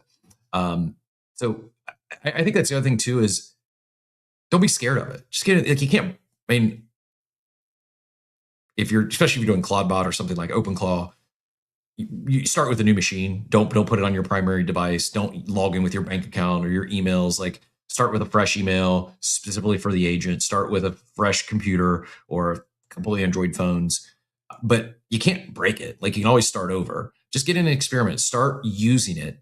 Just like I said, I'm going to start doing one trade a day, even during this market, just to force myself to, while I shift from trading and markets to, we'll still talk about it on the show, don't get me wrong, but as far as like, I'm not out there flipping NFTs. I'm not out, having a perp dex on a monitor 24/7. It's more as I make that shift, it's the one trade a day will help kind of anchor that I don't get completely out of touch. And I do keep a pulse on some things. I'm not saying one trade a day is perfect for everyone. Sometimes it's okay to not make any moves, or you're just setting up some auto DCAs and set it and forget it. But I think it applies not just with trading, it applies with this tech as well. Like don't let a month go by and you didn't do anything new. You didn't experiment or learn anything new in the realm of AI. I think that is falling behind. You don't have to go as deep. You don't have to be running OpenClaw, but just don't let months go by and you haven't learned any new skills. As it relates to AI, I think that is putting yourself at a disadvantage to where we're heading. Go ahead and get back in here, Oxy, and then we'll bring Joey into the chat. Yep. And I was just going to say, I think we're in a really good place. And I think a lot of the listeners of this show are probably in the same mindset. Like if we're in crypto, we're clearly very curious about technology and learning new things, and something that, being at the forefront of something new. So I think I think you're preaching to the choir with a lot of the folks listening in. And I think it's just important to reiterate that, which you did a great job of. So stay curious outside of just the thing that you came into. Yep. Like I like Vchek said it on the show, on the Modern Market show this morning. He's like, we came into this space and started doing the show as an NFT show. He said we couldn't survive as an NFT only show, so we got it more deeper into crypto and DeFi and investments and all these different things. And it's just so important that like I came into this space in NFTs, and I know a lot of you guys did, and it's just like broaden your horizons and make sure that you're upskilling yourself at every chance you can. So I mean, I think you said it perfectly, but it goes beyond just crypto, and it goes into AI and then all the different tech that's coming out. Yep, absolutely. Appreciate the kind words, but I'm not agreeing just because you're agreeing with me. But yeah, it is be curious, experiment, have some fun, and it doesn't have to be I'm doing this to create a new business, or I'm doing this to make a big trade. It's that monetization opportunity could come 3 or 4 or 5 or 10 experiments down the road, but you're never going to get to experiment number 10 if you don't start. And not to be cheesy, but getting started, it truly is, step one. And like, why not today? Like, find something. Maybe it's one new skill a month, maybe it's one a week, maybe it's one a day. Start forcing yourself to learn, embrace this new tech. And maybe it's this week I'm going to experiment with one new LLM. I've never done anything with Notebook LM. I'm going to use Notebook LM for every day this week for something. I've never used Claude. Whoa, start there. Like my friend was asking me about OpenClaw, and he primarily was ChatGPT and Grok. And I said, listen, you don't need to run OpenClaw yet. If you want to, set aside some time this weekend, fire up a new machine and get it started. But at first, download the Claude app on your phone, start using Claude. And he's like, well, I've got so much memory. And I go, I just full ported you can export your memory from ChatGPT, import that into Claude and go. Like, and then you've got that memory stored in 2 places. Like, just get started and see where it takes you. Joey, GM, welcome to the stage. What brought you up, sir? GM guys, you were talking about like entrepreneur, startup, blah, blah, blah, all that stuff. And like I feel like one word you didn't use was we got to be a little like crazy, right? Yeah. To be an entrepreneur, to be like part of a startup, you got to be a little like off your rocker, because like the type of risks and the type of time and the type of effort and money and all that stuff that you're willing to do to achieve greatness, I don't think is like hard coded in most people. Like a lot of people, they see the end result. Like they look at like, an Elon Musk, and they're like, oh my God, he's worth $850 billion. He's going to be the first trillionaire, or it's even the same when it comes to like fitness, right? Like you see a lot of these fitness people, and people are constantly like, oh my God, you have such good genetics and blah, blah, blah. And then it's like, this is where I started. I work out, 2 hours a day. This is what I eat, right? And it's the same for business. Like, you don't just wake up one morning and have like a multi-billion-dollar company. Bezos is a great example. I mean, that picture of him in his garage in front of a computer, like, this is where Amazon started. It's you got to be a certain kind of crazy to be an entrepreneur. But at the end of the day, that's why it's also the most rewarding career path, maybe, because if you are successful, you've built something that can probably last generations in your family, that gives you time and financial freedom, that allows you to get up every morning and do something you love. But it's hard, man. Like we're almost 3 years into Beezy. I'm not one of the founders. I'm technically like the first person they ever hired. So I'm on that same grind as them. And it's hard. It's long. It's tiring. It's stressful. But you just got to keep pushing and believe that you're going to achieve greatness. Great take. I agree. And also, you don't have to go all in. Like, start doing this now while you have a job, and it's your evenings, weekends. Instead of watching a 2-hour movie tonight, spend a couple hours learning a new skill. Like, get a little crazy, start experimenting, have some fun. But it doesn't have to be all in. It doesn't have to be all at once. I shared this earlier. It was my open to it, which just got a like from the legend himself. He says, "I've never been more bullish on crypto because the rules-based order is collapsing and the code-based order is rising. So short-term price doesn't matter. As international law breaks down, we will need not just on-chain currencies, but on-chain companies. As post-war order breaks down, we'll similarly need post-internet order. States will fail and the network will take their place. We need internet capitalism. We need internet democracy. And we need internet privacy. So we need cryptocurrency." This was him quote tweeting Cami from FOMO, who says, I'm telling you guys, the next 3 months are about to get wild. All the smart people will either try to go to one of the few crypto projects with sustainable revenue and growth, or they will leave crypto completely. We saw 3 of the smartest people outright leave crypto in the last 48 hours. She was quote tweeting Linda, who said, "Regardless how I feel about it, I've never had so many people I respect tell me I should leave crypto." A couple of the comments, which I missed earlier, was I pinned this up top. A great protocol politics says enforceable internet law may become synonymous with decentralized smart contracts, at least in the context of international trade. And beyond trade, crypto protocols provide transnational protection for civil liberties like freedom of speech and privacy. This is not yet the entirety of what rules-based order purports to protect. I don't know why I'm struggling with words today. But the ability to guarantee free speech and free markets to anyone with an internet connection is a major step. And that was from 2021. And Mert, I thought this is also, we might have to coin this phrase. It says, this is the year we evolved from Web 3.0 to capitalism 2.0. And yeah, it sums up my thoughts well. I do think that it's a very bullish time to be a builder in crypto. They also say, builders build in a bear, the tourists leave, and we're there. Like, I think that this is a time where, while if you're overextended in crypto assets, it's probably a tough time, and I am empathetic to that.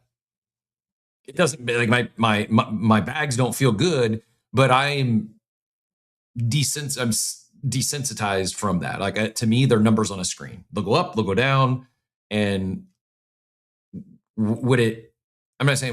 does it impact my life? Yeah, I guess.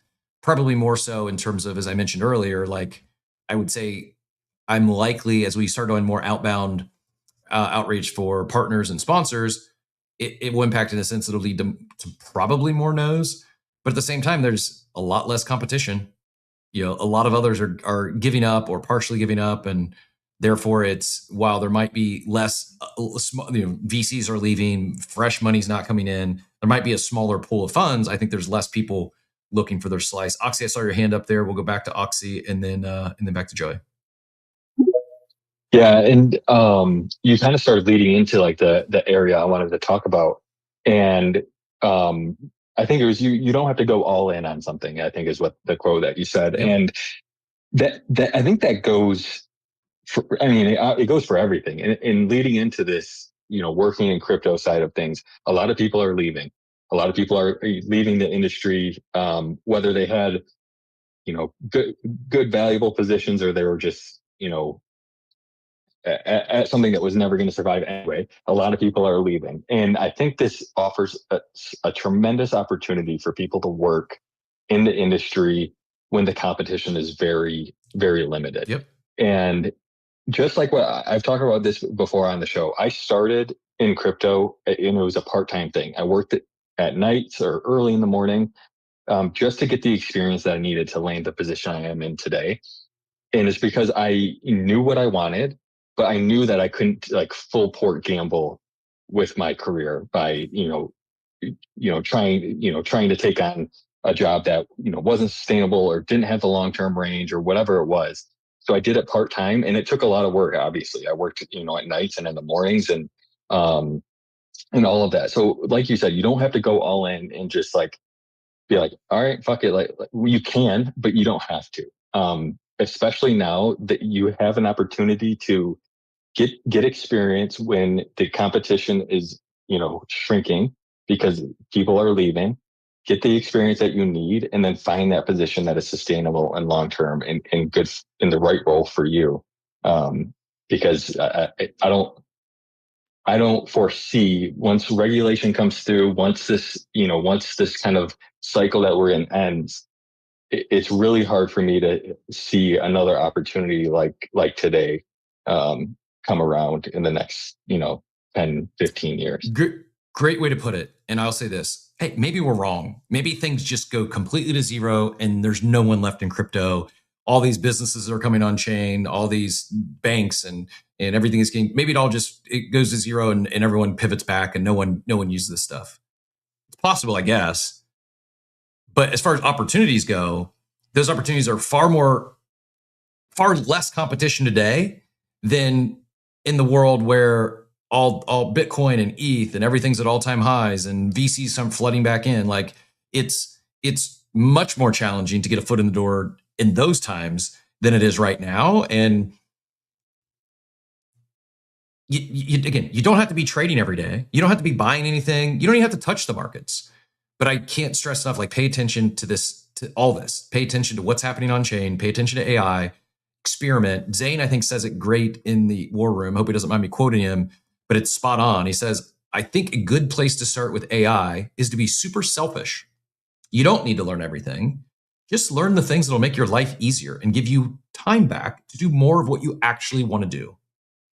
I've used AI to automate reporting / data so I can have way more time for actual creative work. And I've created a system that creates really solid YouTube thumbnail mockups based on my prompts that I can attach to my creative briefs for YouTube thumbnail designers. But I'm not learning how to vibe code a website or set up automated bot that manages my finances or whatever. And I think that is, everyone's journey is going to be different, and maybe some need to go deeper than that. I think for most people, that's the proper approach.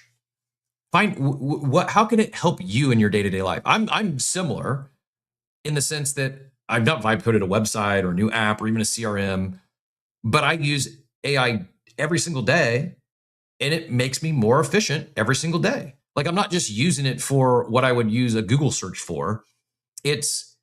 Sometimes it's for the show. Sometimes it's for research on the upcoming NFL draft, because I feel like I have an edge and I'm drafting Justin Fields. So that's a whole nother story for another day. I'm not going to go there. I promise, Payne. I'm going to save myself because my brain just, it hard pivoted into best ball drafts and football. And good luck to the Patriots this weekend. By the way, I'm rooting hard for the Patriots. All my player prop parlays involve either a Patriots money line or Patriots plus 4.5. So I'm hoping they pull out some Tom Brady moxie this weekend and win another one. But let's do this. Let's go back to Joey and then Frentagon, and welcome to the stage, by the way. Joey, take it whichever direction you like. I actually do have not the exact post that you shared in the War Room. We don't need to go comment on individuals, but I do have that Death Star thing queued up to talk about here in a minute. But take it whichever direction you like. Then let's go Frentagon, and then Joe, if you don't mind, I'm going to go grab a coffee. I'll be right back. If after you go, hand the mic to Frentagon, and when Frentagon's done, if you want to come back and then hit on that Death Star thing, I'll be back by then. Yeah. I shared something in the thread for the show, and I don't, if you're a big believer in crypto, and what I shared was, we all wish we bought more Sol when it was sub $10. We all wish we bought more Bitcoin when it was sub 30,000. We all wish we bought more Ethereum when it was sub 1,000, right? Like, we could all look back and be like, man, I wish I bought more. I'm not an expert. I don't know if this is the bottom. But if you're a big believer in what's being built here, there's no reason to stop DCAing and are we at the bottom and all that stuff like that. So I would just say, like, and the wealthiest people in the world, like 2008, when the real estate market crashed, the wealthiest people in the world didn't sell off their assets. They bought more assets. And I know we're not seeing that right now in crypto. We're seeing a lot of people sell off. But if history repeats itself, people are going to start buying and it's going to change. I'm not an expert. Don't listen to what I'm saying. But I think we've all been here long enough to see that when it's an opportunity to buy, you probably should buy. Go ahead, Frenegon. Hey, GM, everyone. I haven't been here in a while, so it's good to be back. I just want to go back to the topic that you guys were talking about, AI. It's important for people to know that AI, it's moving in a very fast pace, and unfortunately, there's a lot of people that they're gonna fall behind, especially the people that are using, for example, ChatGPT to fix an email or help me to create a caption. That chatbot thing, it's 2 years behind. The entire internet is going to be re-engineered, in my point of view. There's no need right now, for example, for you to go and pay that subscription, because you can, if you have certain type of knowledge, you can build your own things, and that's when the SaaS model it's about to change. So my recommendation is, for example, Open Claude, or Clawbot, like people call it. It's a first layer for people to start touching AI. And I suggest people to just start like interacting, and because I think that there's a lot of things are going to change, in the sense that we're probably not going to do browsing anymore. We're probably not going to use 1,000 apps anymore. So it's a good time to build something, just to have a product out there when everything change, because this is going to be stupidly crazy, and it's good for everyone to start touching AI. Yeah, no, I agree. It is not only good. I don't want to say it's required, but I think that those who aren't experimenting, those who aren't at least attempting to use some of this stuff at some level, I do think that's where regret sits in 6 to 12 months from now. Really enjoyed the conversation.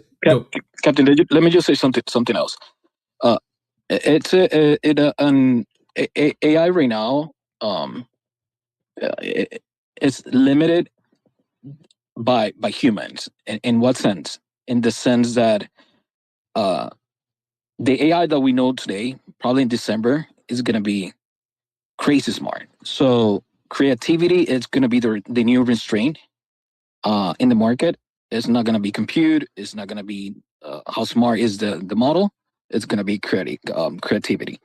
So that's where we're heading, and I think that we need to start thinking out of the box. We need to start thinking that someone can create a new Spotify that maybe works different or act differently.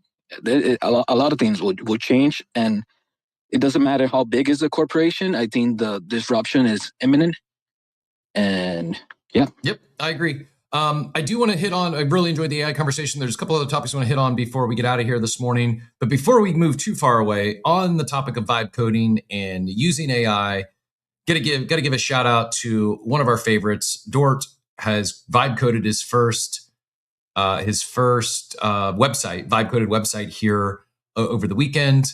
I will share the post as well. He says, wanted to experiment with vibe coding on Claude, so I made spottyvibe.xyz for the Good Vibes Club community. It answers a simple question based on its traits. What music might my vibe be listened to? This is just for fun only and not officially affiliated with the project or team. Just took a couple of days of casual coding and obviously a work in progress. You can take 30 seconds just to check it out or pull up a random GVC NFTs for a while to explore the collection. Probably best enjoyed on desktop, and if you have a Spotify account, check it out. Break it. Let me know if you like it or don't. Literally just a little fun exercise for me so I could wrap my brain around vibe coding concept. I'll keep casually working to improve things and or add little features as time allows. Zoom in, vibe out. I love it, man. Well done. Proud of you. And this is not exactly what I'm talking about, but this is what I'm talking about. If you want to go beyond just using these LLMs on a daily basis to help make your life more efficient, and you do want to start vibe coding, do something like this. Do something fun. You don't have to disrupt the CRM industry with the next greatest vibe coded CRM. You don't have to go that deep. Start around with something fun, something that you'll get a kick out of, something that's fun to experiment with. And appreciate you sharing, because this is pun intended, spot on. And I love it.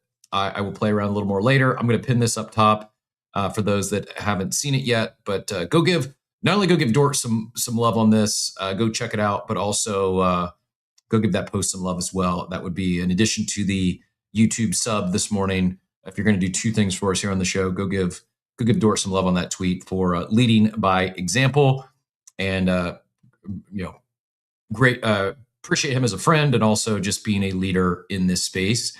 This is when we talk about builders building a bear. This is a very simple example of that. Might Dort buy NFTs over the next 6 to 12 months? Might buy in crypto? I have no idea, but I don't see him going anywhere. He's going to continue to do what he does in his day-to-day life. And there's a lot of community here. There's a lot of great people. There's a lot of ways to engage others, to build relationships, to have some fun in this space.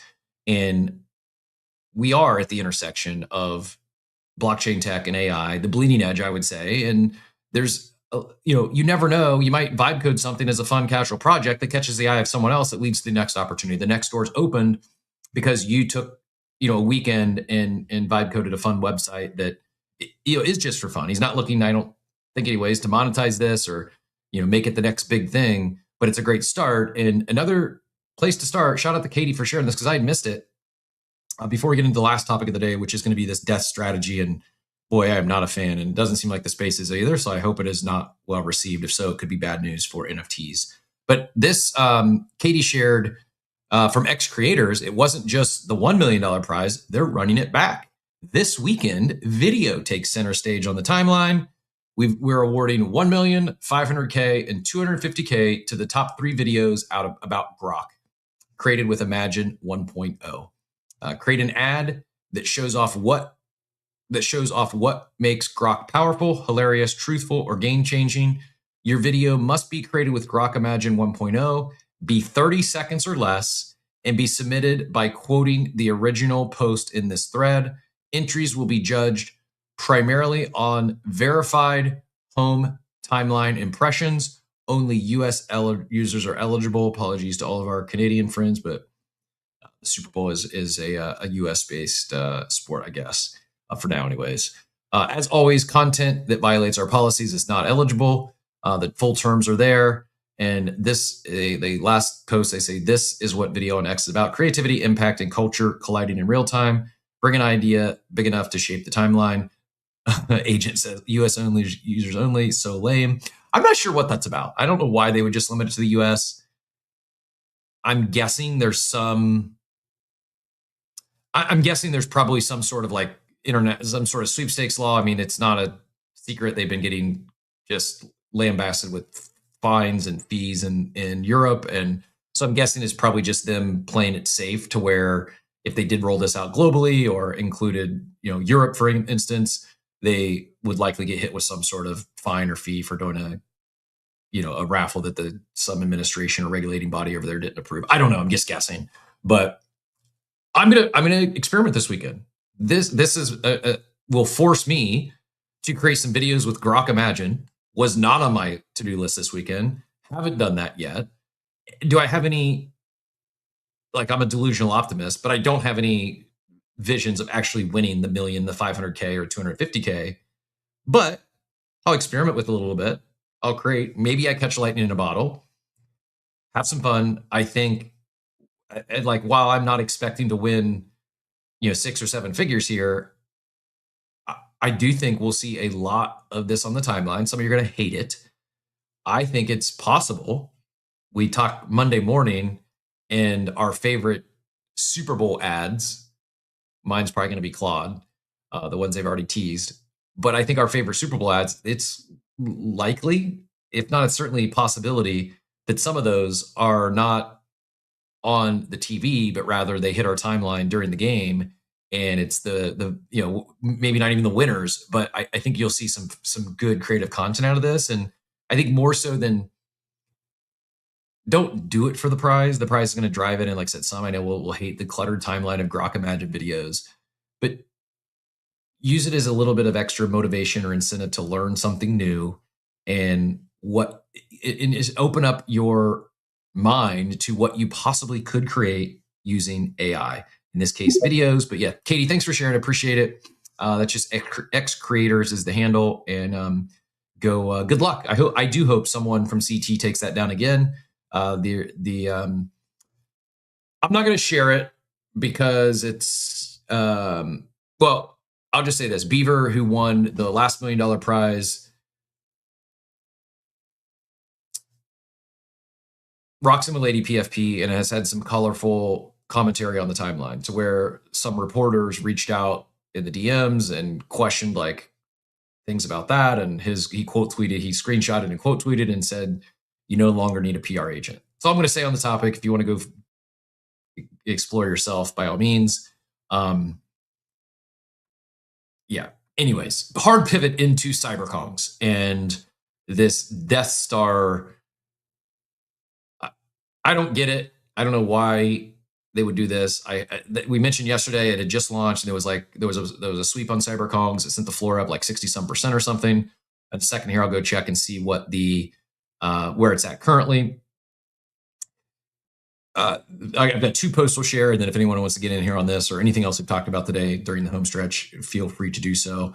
This Roto says CyberKongz are launching a strategy, and they want to nuke NFT collections to zero. Their variation of TokenWorks NFT strategy. So yesterday, I thought it was a TokenWorks token, and that's what sent the floor. It's a small collection, only 1,000 of them. So without doing the deep research, I just thought, oh, it's just they're launching their own strategy token. And I thought it was weird that it would send their floor running so much. That's actually not. They're launching their own version of TokenWorks, which instead of relisting an NFT 20% above floor when they buy it, they're going to relist it 20% below floor. They call it an arbitrage opportunity that offers users an opportunity to trade and collect NFTs. They must have been hibernating, because the last time I checked, nobody is buying NFTs. Over the last month, major collections are already down 20 to 40%. If they have balls, they will launch with Kongs, because it will get sent to absolute zero. When Vibester launched, they accumulated 29 NFTs during the first day of trading. In the case of CyberKongz, this would cause the floor to drop from 1.75 ETH to 0.004 ETH. Surely at these price levels, people will buy, but it remains a net negative. Why buy when it's guaranteed that the floor will get nuked again? And not even talking about the 20% value that is destroyed with each listing. Oh, the best part, Death Star holders can vote every 3 days on which project becomes the next strategy target. So if you really hate a collection,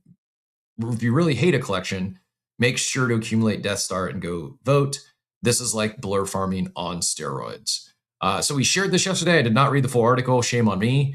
But yeah, it is not a NFT strategy Death Star token. It is like they're really leaning into the dark side here and attempting to speedrun NFTs to zero. J-Bond had something similar to say. CyberKongz came out with their own strategy.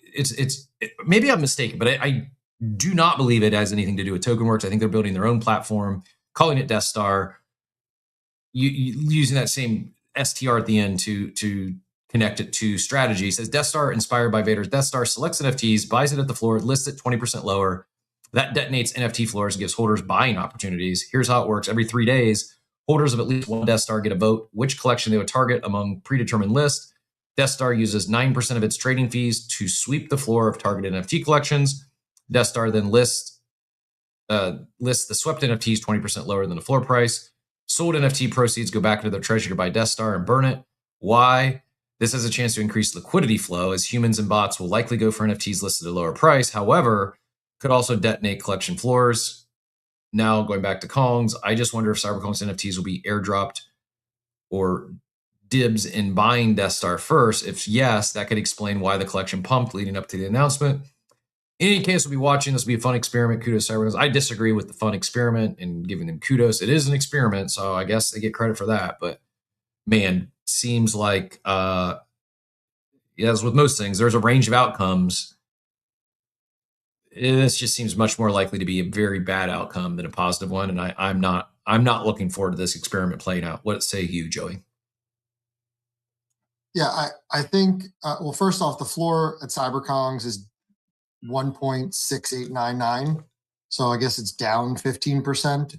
It did. It looks like it went all the way up to like 2 ETH. Yep. And then it's kind of gone down from there. But so here's the thing. Depending on first off, clearly CyberKongz is on their villain arc. Yep. Because I don't see how anybody in this space is going to be happy about this. But what's interesting is depending on the collection they go after will determine the outcome. Because you look at a collection like GVC that has a strategy token that buys up the floor NFTs and relists them. It's not going to have, and maybe I'm wrong, I haven't done the math, but I don't think it's going to have a huge impact on a collection like Chimpers or GVC if they go after them, because their bot, their strategy, I guess it's their strategy bot or whatever, has liquidity to go up and buy these relisted NFTs and then list them 20% higher. But my question, so I'm tracking until, do they have the liquidity? Because I don't like. I'm just going to check now. Like do the math, right? Like, go ahead. Sorry, I was just going to say, like, I don't think most of them are, because they constantly buy. I don't think many are sitting on a ton of ETH in their vault. Like I'm just looking at Vibester now. They're holding 0.75 ETH. So if Death Star goes after GVC and they buy one and they currently at 0.9 and they relisted at 0.75, yeah, the Vibester contract can buy one of them, but that's so you I guess, know what I'm saying? They're not sitting on a ton of ETH because they constantly are buying. So I just maybe I'm missing it. Maybe it's just my brain hasn't connected the dots yet. It's just I didn't realize they only had 0.75 ETH. I didn't check the contract. I was just thinking in my head that maybe those collections would be able to withstand this. But the collections that don't, that like if they went after, I don't know, like if they went after who's around 1 ETH right now, like Azuki, right? Let's say they went after Azuki, who doesn't have a treasury, like a strategy treasury to buy up NFTs. They could realistically, like people are saying, send Azuki to like 0.2, 0.25, right? Like, and then like, how is that good? And especially for a collection that doesn't have royalties, how does that benefit them? Now, like, or even like a Moonbirds, right? Like if they went after a collection like Quirkies, that actually could help because Quirkies migrated to the royalties contract. So, and they have a strong community. So that community is like, okay, hey, listen, you want to buy? We're making royalties off of all your buys. Our strong community, we know that they'll buy them up because they're so cheap. So like, I guess it could have a positive impact on some, but I think as a net, this whole idea is probably a bad idea and going to have a negative impact. I feel the same. Maria adds, they already have favorite friend collections that are quote unquote safe and won't be included, like GVC, and I can't remember who else. So it does seem like they're going on their villain arc. And while I get kind of bullshit though, really, I guess that naming in collections. Yeah, I guess that yes, it could work out. Maybe it's a positive thing. I hope that's the case. To me, it seems more likely that it'll be very PvP.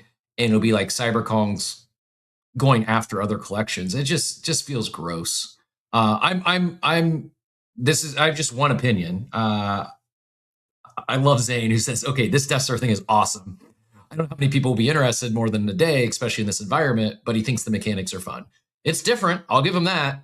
But I could see it going really bad. I mean, maybe not really bad, but if it just destroys one collection, imagine being on the team that like you're working hard, you're shipping, you're on everything right, and then this mechanic, this contract comes in, and you wake up tomorrow morning and your floor is down not 20%, but your floor is down. You went from using Azuki's example. Just imagine if it plays out like Azuki goes from 0.75 to 0.0075.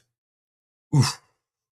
Now you would think, okay, so there's more buyers can step in. I think the experiment would be more fun in a raging bull or even a mini bull, even just where people are collecting again, speculating again, volume's just down, and I don't know. Like, but it would also help with royalties, right? Like if you're going after collections that don't have royalties. Yep.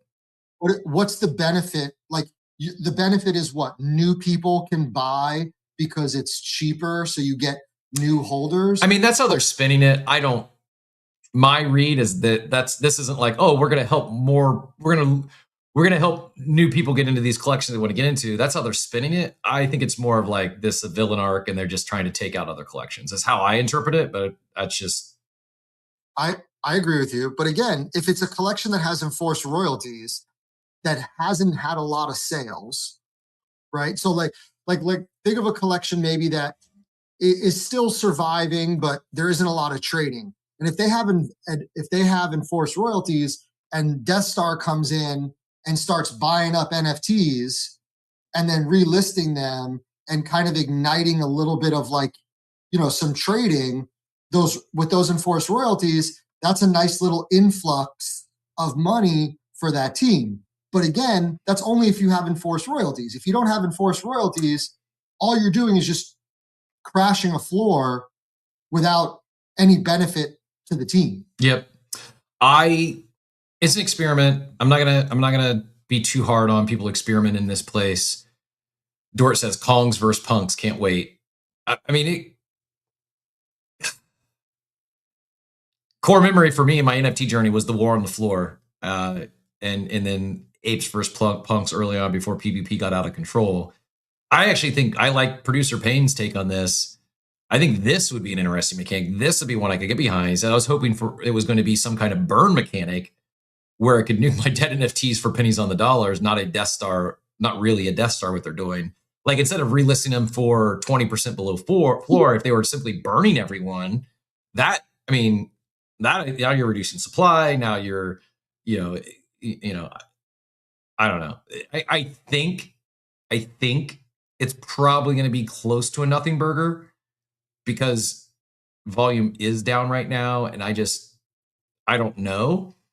It's certainly going to capture some attention. It's certainly going to drive some views and eyeballs especially if it does play out like Roto described and you see a collection, I'll use the Azuki example that you see a collection goes from 0.7 to 0.007, like it'll be flat out war on the timeline. Like people will be pissed.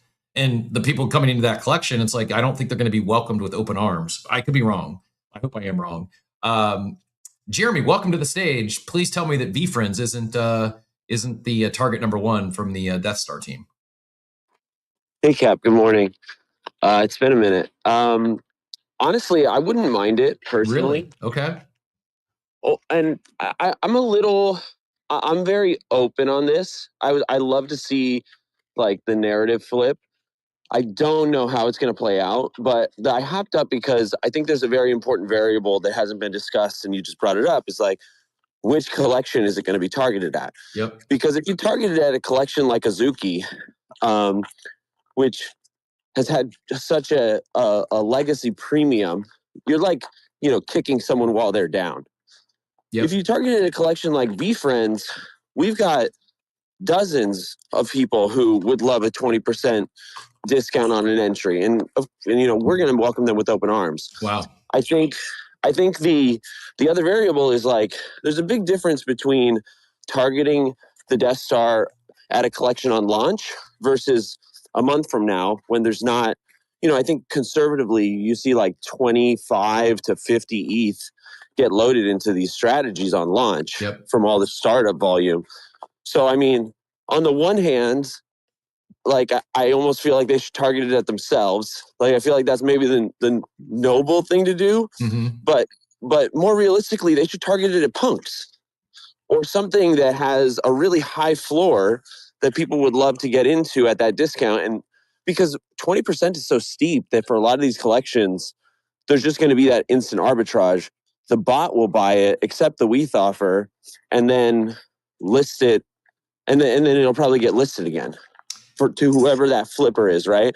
But if you target it at punks, like I think punks will recover. Like I don't know, maybe a Sam Spratt collection or a Fidenzas or a Squiggles. I feel like even Squiggles, I feel like is a little too low. Like you need to target this at a double-digit ETH collection so that people who are on the sidelines looking at the USD conversion of ETH right now and otherwise like have a kind of grail, like it's their grail to like be able to grab a punk, and suddenly a 20 or a 10% discount after the WETH offer like gives them that opportunity. And because 3 days is a long time to deploy, 20 ETH into a collection that's sub 1 ETH. Then you're making a wall that is 20% lower versus actually giving an entry. So I think the target collection is really the big variable here. I agree. Well said. And I'll back down my dislike of it. It is an experiment. It's different. You bring up some very good points, and the mechanics matter, right? Like the collections they choose matter. The timeline, the timing matters. And it's Maria did appreciate the help there. She grabbed there's a video from yesterday and live with another episode of Chart Monkeys. She also, I think it might be going to, maybe it's a daily stream. It says start. Oh no, around 15 minutes into that video is when they start talking about this Death Star thing. So that's pinned up top. I'm probably going to go watch it after the show. If anyone else wants to check it out, she mentions their stream in the stream. They mentioned that Doodles, Azuki, and Moonbirds are already selected. Not sure which one will be first. Moonbirds would be interesting. And if I'm not mistaken, they'll launch the token, and those that hold 1,000 are going to vote of those collections. Moonbirds would be interesting because it has somewhat of a floor because of the token allocation that like Moonbirds aren't going to go to zero because unless the bird price goes to zero, because you've got future token future burb allocation there. By the way, did pull back. The market makers did not hold the 300 million floor. It's right now down to about 230. I don't know why I can't see the act. We'll call it 230 fully diluted, and this will be interesting follow. But my point being is that their buyers will certainly step in on Moonbirds because there's a financial incentive to do so. Azuki and Dude, though, I don't know, and I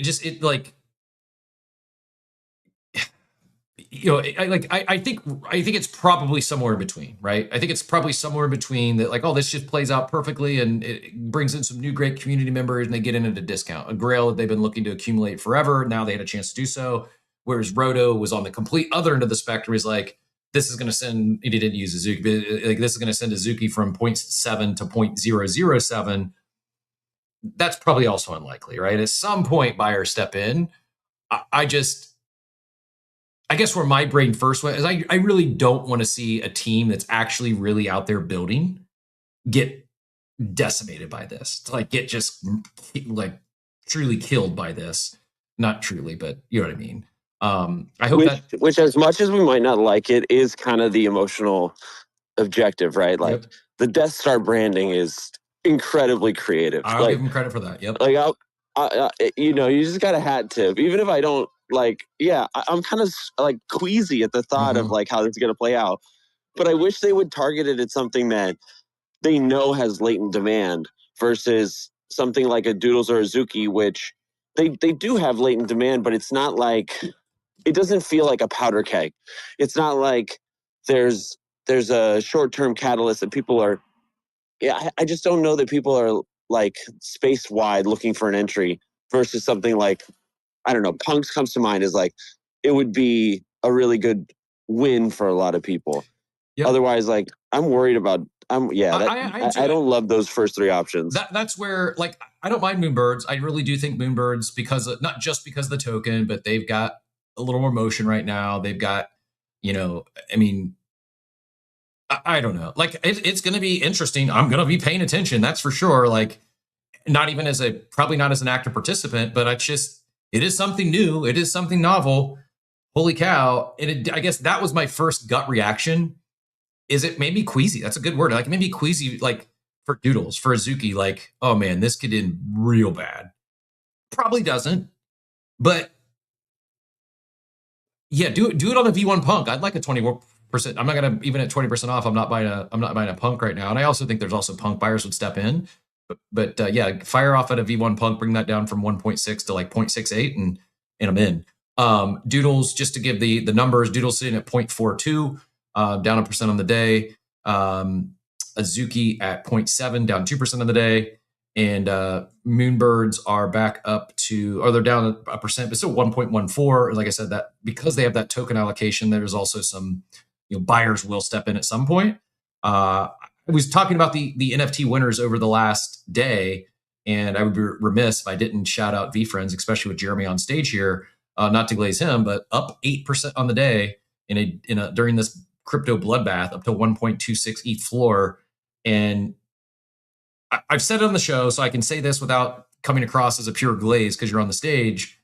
VFriends isn't getting enough credit for the collector base they built. The fact that in this current market, they've held up. It's like, I don't want to say it's a stable coin of NFTs, but relative to the other NFT collections, VFriends has outperformed almost all of them, except for maybe Good Vibes Club and Chimpers and some of those that have had the come up, in the past year.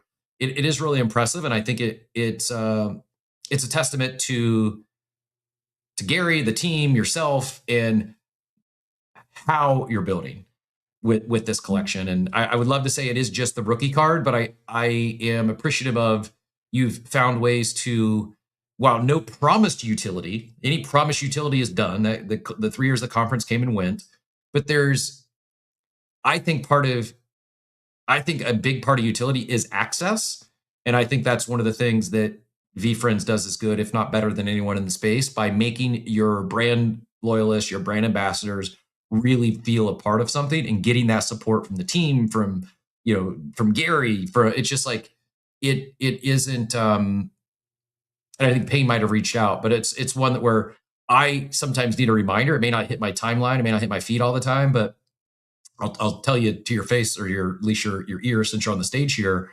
Don't be shy if there's an activation, if there's something newsworthy. Feel free to ping me with a DM or Payne, and we can do our part to better amplify some of the things VFriends are doing. It's not just a price thing either. It's not just because we're up 8% of the day or 1.26.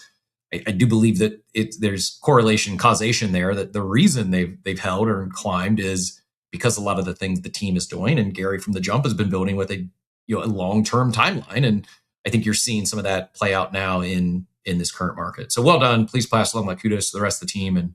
And like I said, don't be shy if there's ever anything newsworthy or anything you'd like to help amplify, fire it our way.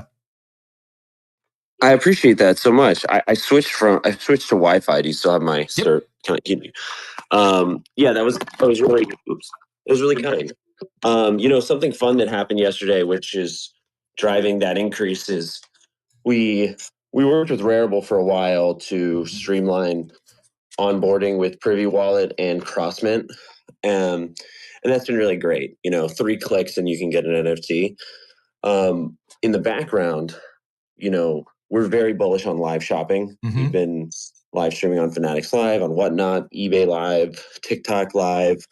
We really think that not just for NFT projects, but just for businesses in general, that's going to, especially like in the AI conversation, it feels even more relevant. Agreed. There will be AI driven live commerce channels, but human is still human.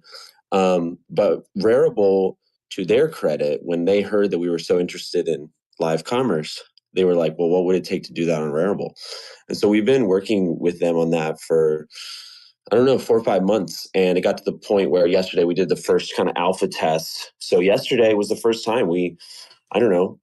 We don't sell our own NFTs, right? We can just pin and talk about listings that are on the market. We sold $8,000 or $9,000 worth of NFTs yesterday from different collections, and it was a success. There's a long way to go for a user experience like that, but overall, I was really proud, and a couple new holders, and one day at a time. So, and by the way, VCon is coming back.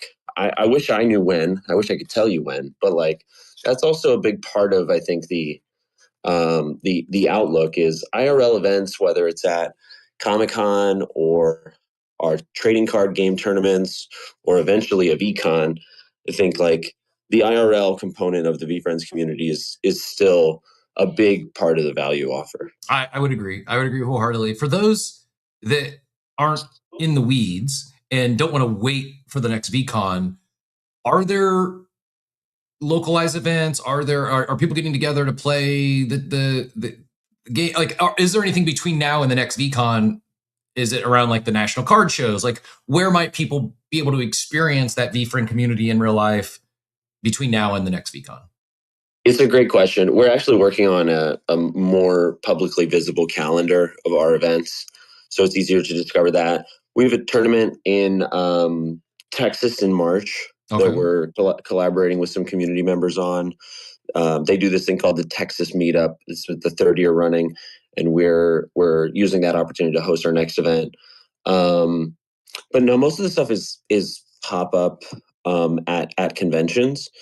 And people organize amongst themselves. I think something that we can really do better is encouraging the organizers to organize. Like people want to get together, and they just need a signal boost and a good reason to get together. And I think, for VFriends and for all projects, like the ones that lean into the network value and help facilitate that relationship building is really important, like because it goes a very long way when you're otherwise dealing with the volatility or holding on to something you can't actually hold, right?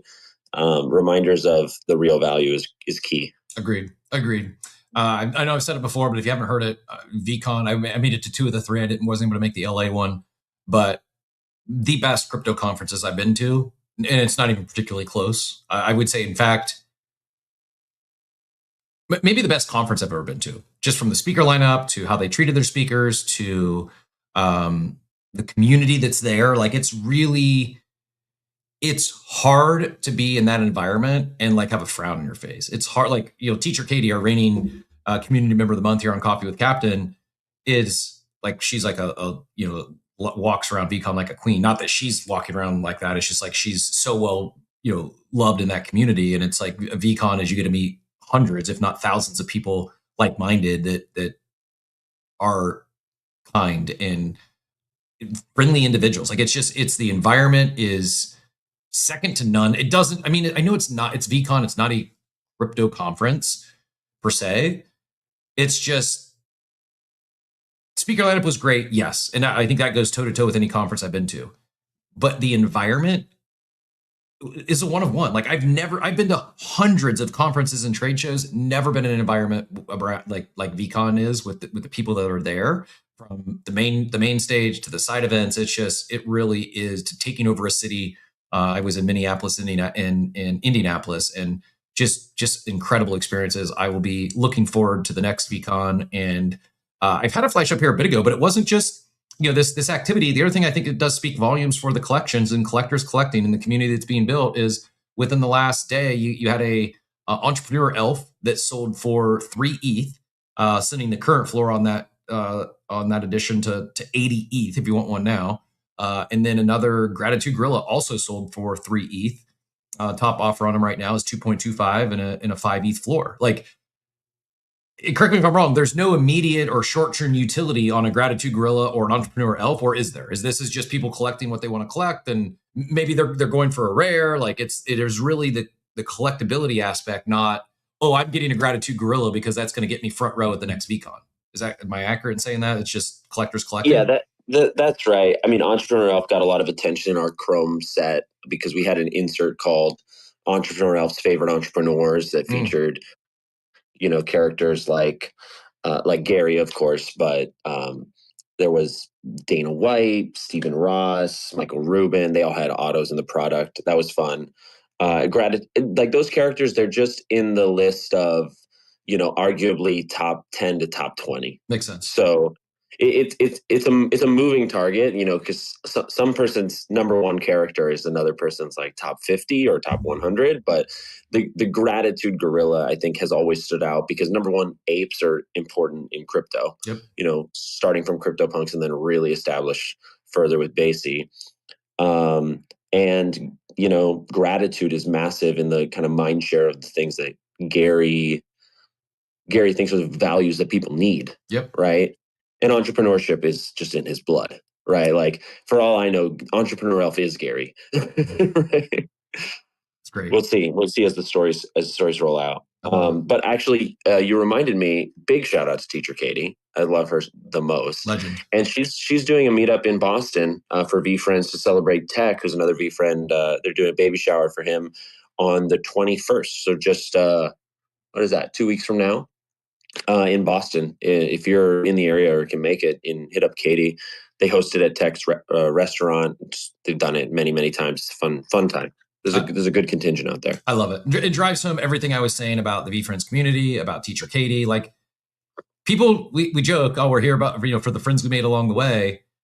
Find yourself another industry where people have met online and you have people throwing local meetups to have baby showers for their internet friends. Like, I'm sure it happens. I'm sure it exists, but I don't think it's anything close to the volume that you see here. It's not just VFriends that does this, but it's like, it's very real. Like, we don't just say this about people making, building great relationships and making new friends. Like, it is very real. And it's one of the things I'm most grateful for. Like, I'm not middle-aged yet. I'm still in the first quarter of my life.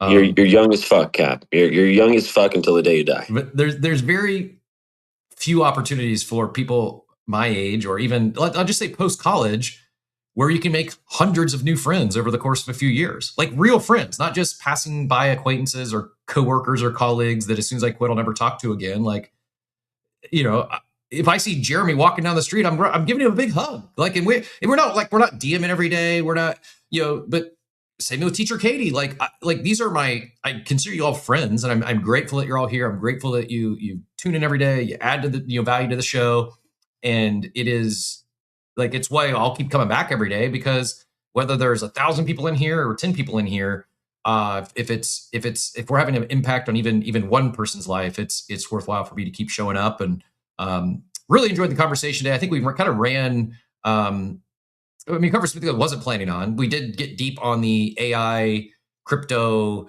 doomer talk and how to spin that into a positive and search for some opportunities.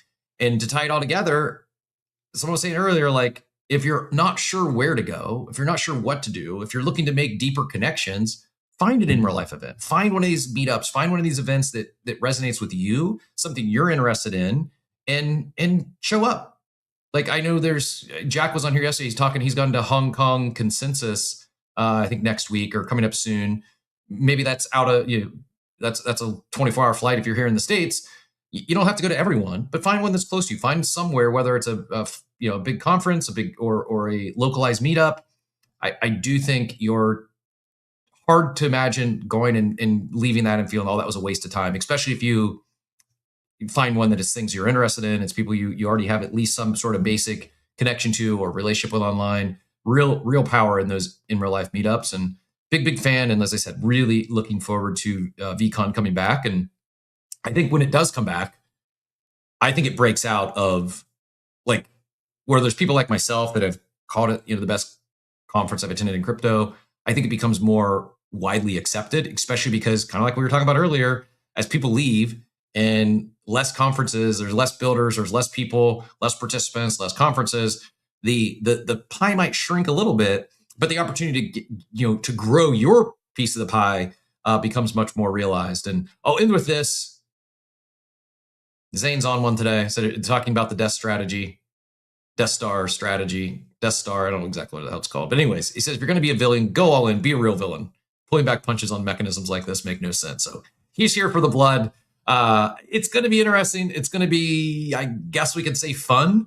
It's going to be fun to watch. It may not be fun for collections that get targeted, but I don't see how it doesn't bring back some PvP mentality, and hopefully it's the fun sort of PvP, and you get a little bit of back and forth on the timeline and good fun. But I will remain a little queasy for some of the the Doodles and the Zukis of the world until we see how this thing plays out. But like I said, it's probably somewhere in between the doom and gloom, and it's going to send it to zero to it's going to be the best thing that ever happened to the collection.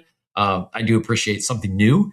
And especially in markets like this, you don't have to go buy any of this. You don't have to go buy Death Star, but it gives you something to follow and pay attention to while majors seemingly bleed out and don't find a bottom. That said, I will leave you with a high note, and then we'll get you out of here and enjoy the rest of your Thursday. Walter Bloomberg says, per JP Morgan, Bitcoin now more attractive than gold long term. JP Morgan says Bitcoin's long-term appeal versus gold has improved after gold's strong outperformance and rising volatility. Despite recent crypto weakness, liquidations have been modest, though spot Bitcoin ETFs continue to see outflows. The bank notes Bitcoin is trading well below its estimated production cost of $87,000, historically a soft floor. JP Morgan's key point, Bitcoin's risk-adjusted profile versus gold has strengthened. Its volatility relative to gold has fallen. That's wild to say. I'm going to read that again. Clip this, StreamYard. Bitcoin's volatility relative to gold has fallen to a record low, implying significant upside potential over the long term. That deserves a like. Hopefully he's right for all of our bags. And if not, just what we were talking about, if the floor keeps going lower, better time to DCA, take that discount on your Bitcoin. Just don't do so thinking you need to liquidate it tomorrow. It may very well be a falling knife, but we will see. I'll go check. Maybe we got a coffee with Captain Pump on the way out of here. Not quite yet. We're down to 68K, down 6.69% on the day. Almost $5,000 less than it was yesterday. So stay safe out there. If you're opening any sort of longs or shorts, don't walk away from your computer. Extremely volatile. Have some fun. Create some Imagine Grok videos this weekend. Go win $1 million. All I ask, if you win the $1 million and you did it because we told you about it on this show, let's sponsor a Grok Imagine segment next month.